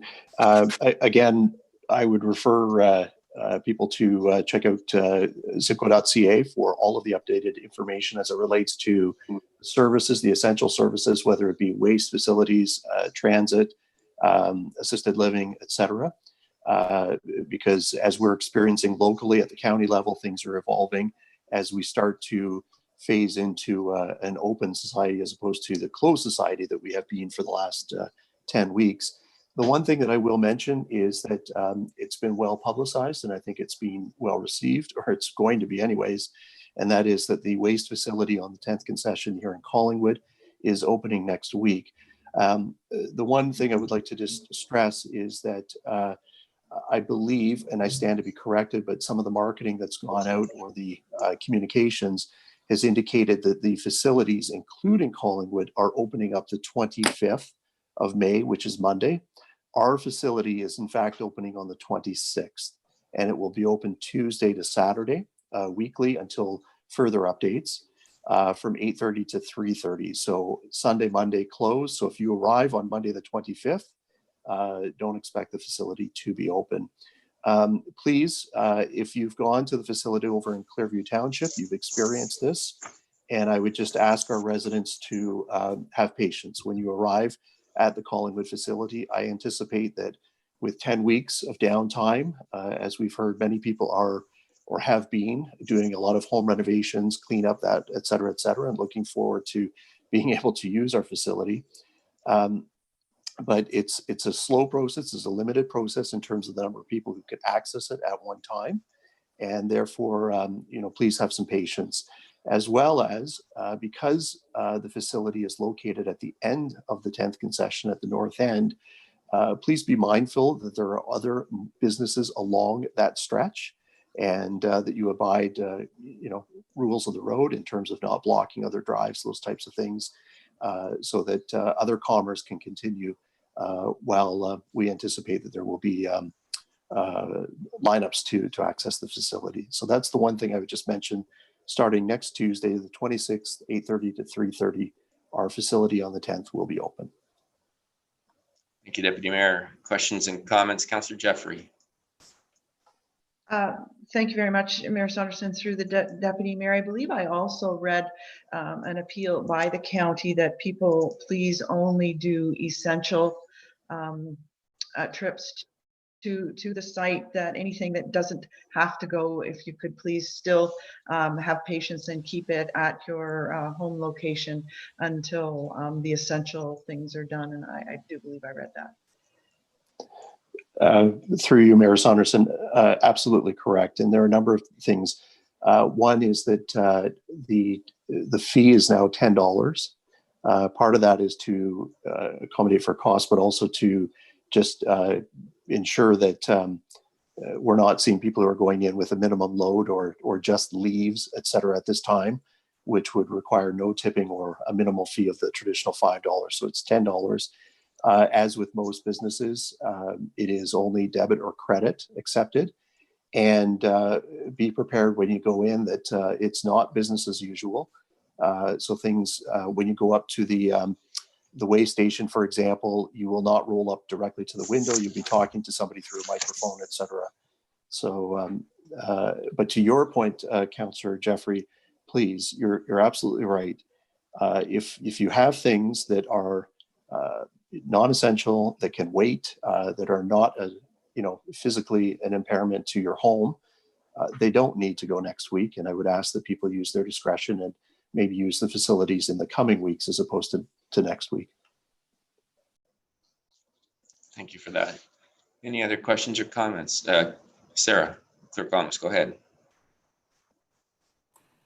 Sorry, through your worship, sorry to interrupt. There are some people experiencing difficulties watching Rogers, this meeting on Rogers. So just know that it's still airing live on our YouTube channel, and it will be available afterwards as well if anybody has missed any of this meeting. And additionally, we'll add community announcements to wherever the mayor feels appropriate, because I know we skipped over that area. Thank you for that, Sarah. I just realized that, so I will do that after we get through other business and before I call for the confirmatory bylaw, but thank you. So with that being said, thank you, Deputy Mayor, for the County report, item 16, council business, 16.1, old or deferred business. Is there any old or deferred business that anyone would like to raise? Seeing none, then 16.2 is other business. Is there any other business that councillor would like to raise today? All right, well then that gets us into community announcements, which I unfortunately missed at the outset. It's item 5. So before I call the vote on the confirmatory bylaw, I will go around the table for community announcements, starting with you, Deputy Mayor. I have nothing today. Thank you. Thank you. Councillor McLeod.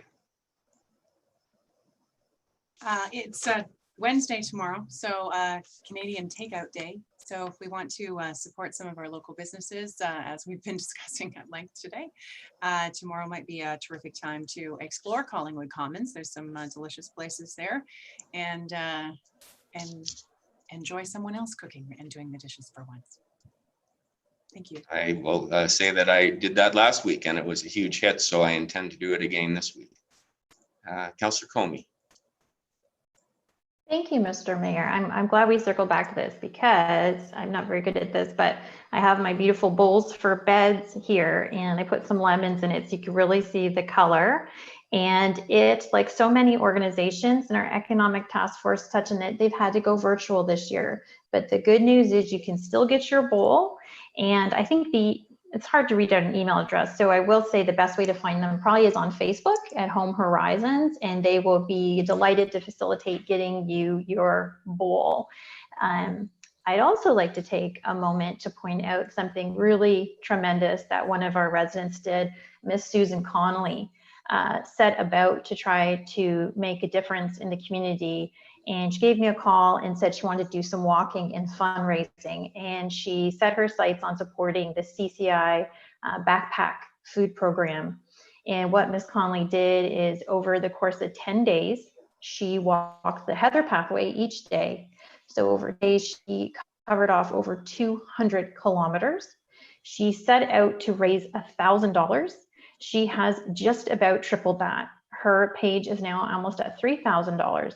She personally walked over 200 kilometers in 10 days, rain or shine. Unfortunately, most of it was rain, pouring rain. Over at CCI Backpack Program, Charlene is delighted. And for our council's information, as we contemplate some of the decisions before us when it comes to community fund, presently, Charlene tells me they're spending $1,000 a week on groceries to feed those in need in our community, their students. So I think it's good as a council for us to know that. And a big thank you to Susan Conley for that type of initiative.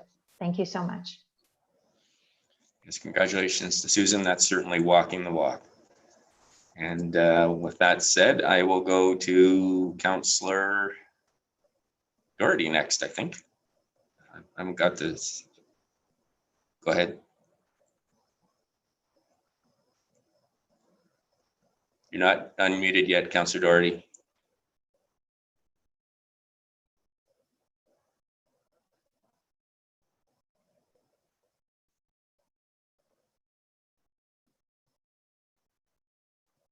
There you go. I think you're good. Right, my fingers aren't hot enough.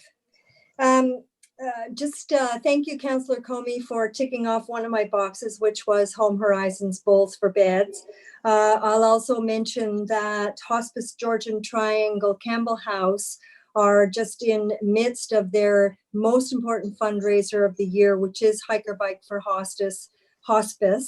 And they are undertaking this fundraiser this year virtually. And you can get information at their website, how to participate and how to fundraise or make a donation. Again, they serve an invaluable service to our community, and I hope folks will keep them in mind when they're considering who should get their charitable dollars this month. Thank you, and that's all, Your Worship. Thank you. Councillor Berman. No, but you have a request to speak, or no request to speak? Okay. Thank you. Councillor Hamlin. Thank you, Mr. Mayor. There's two things I wanted to mention. Firstly, this morning, the federal government announced they were expanding who could qualify for the Canada Emergency Business Account. And this is the one where businesses can qualify for up to $40,000 in loans. And if they pay it back by the end of December 2022, they can keep 25% of it. And a lot of our small businesses were not eligible for various reasons for this. But the changes today, I would encourage anyone who has a small business to have a good look, because it is now including sole proprietors, which means you don't have to be incorporated. It's including businesses that rely upon contractors, and I'll say as opposed to having your usual employees. And importantly, family-owned corporations that pay their employees via dividends as opposed to taking a salary. And a lot of small business owners decide for tax reasons that they'll take their income from their business via dividends rather than a salary. So these three categories are now have been included, and I think the details, of course, will be unfolding in the next day or so, which is all good news. Secondly, I just wanted to mention that in the coming weeks, we're going to see in Collingwood the fruits of a group of residents who have been working hard and who are called Pollinate Collingwood. And this group of active young people decided that they would apply, and they did, and they were accepted under the David Suzuki Foundation's Community Butterfly Way project, which means they have to plant 12 gardens in the community this year with native pollinator plants. Well, they only got started in March, and we all know what happened later in March, but they managed to identify 13 gardens mainly in business locations, but also at a residence, and I believe one site owned by the town. They've ordered plants. They're going to start planting in mid-June. They've identified some schools in the community. They want to get started on planting there in the fall. And they are also aiming to get BEE, that's BEE, City Canada certification. Our staff's been very helpful with them and has talked to them about getting GPS mapping for the garden locations, doing a storyline on the storyboards that are along the path that runs along the, I guess, east side of the YMCA, and also have provided some links to them. I just wanted to say congratulations to this group, and really look forward to, as I'm sure all of us are, seeing the fruits of their labor. Thank you. I'll definitely look forward to that as we walk the trails, and certainly good to see the news about the small business loans. I think it looks like the FCM lobbying has come through, and that's a very important piece of the puzzle for our community. So that is good news as well. And I think that's brings it to me. Councillor, well, first let me speak, and I'm just going to thank our residents for continuing to practice safe social distancing and all the restrictions. We have been very successful in flattening the curve, and we need to keep up those efforts as we open our businesses and our economy. So please make sure when you're out and about that we all play our part in making sure we respect social physical distancing and safe practices in terms of hand washing and coughing into your sleeve. And there will be lineups, we hope, as people get back to business. So please be tolerant, and it's just great to be out and about. So thank you very much to all our residents, and we look forward to continued cooperation as we reopen our business community. And then I think I had Councillor Jeffrey, and then CAO Skinner. Go ahead, Councillor Jeffrey. I was copying Councillor Berman. I put up the no request to speak. Oh. Everybody's covered it quite eloquently. I'm quite happy. Okay, you guys are freaking me out here. All right, CAO Skinner, go ahead. You've got the floor. Thank you, Your Worship. I thought that if, under the community announcements, it would make sense to let folks know that we have named Mel Milanovic as the Acting Director of Parks, Recreation and Culture. It's one of the directors that interacts the most with the community. He will be backfilling for Dean Culver while Dean is the acting executive director for the next 6 months. And I think I hope you'll see over the next 6 months the depth of quality that we have within the staff. Mel has over 25, 26 years experience in recreation facility management. He's worked in 4 or 5 different municipalities. And he's got quite a few certifications, and I think you'll enjoy hearing from him over the next months. We'll have a transition with Director Culver as he becomes Executive Director Culver, so you'll probably see both of them for the next few weeks waiting in on these types of items as Mel takes over the reins. Thank you. Thank you, and congratulations to Acting Director Milanovic. So then we, absent any other announcements, we have the confirmatory bylaw. And that is moved by Councillor Berman and seconded by Councillor Hamlin.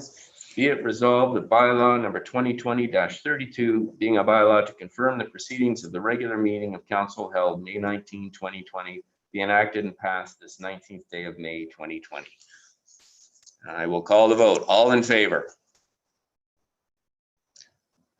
And that is carried unanimously. Thank you very much, everyone.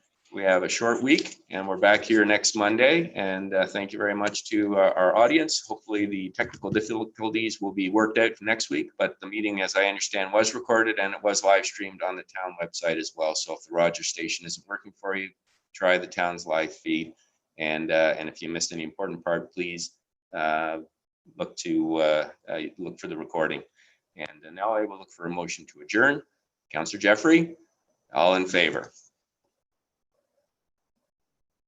All right. Thank you very much, everyone. Take care.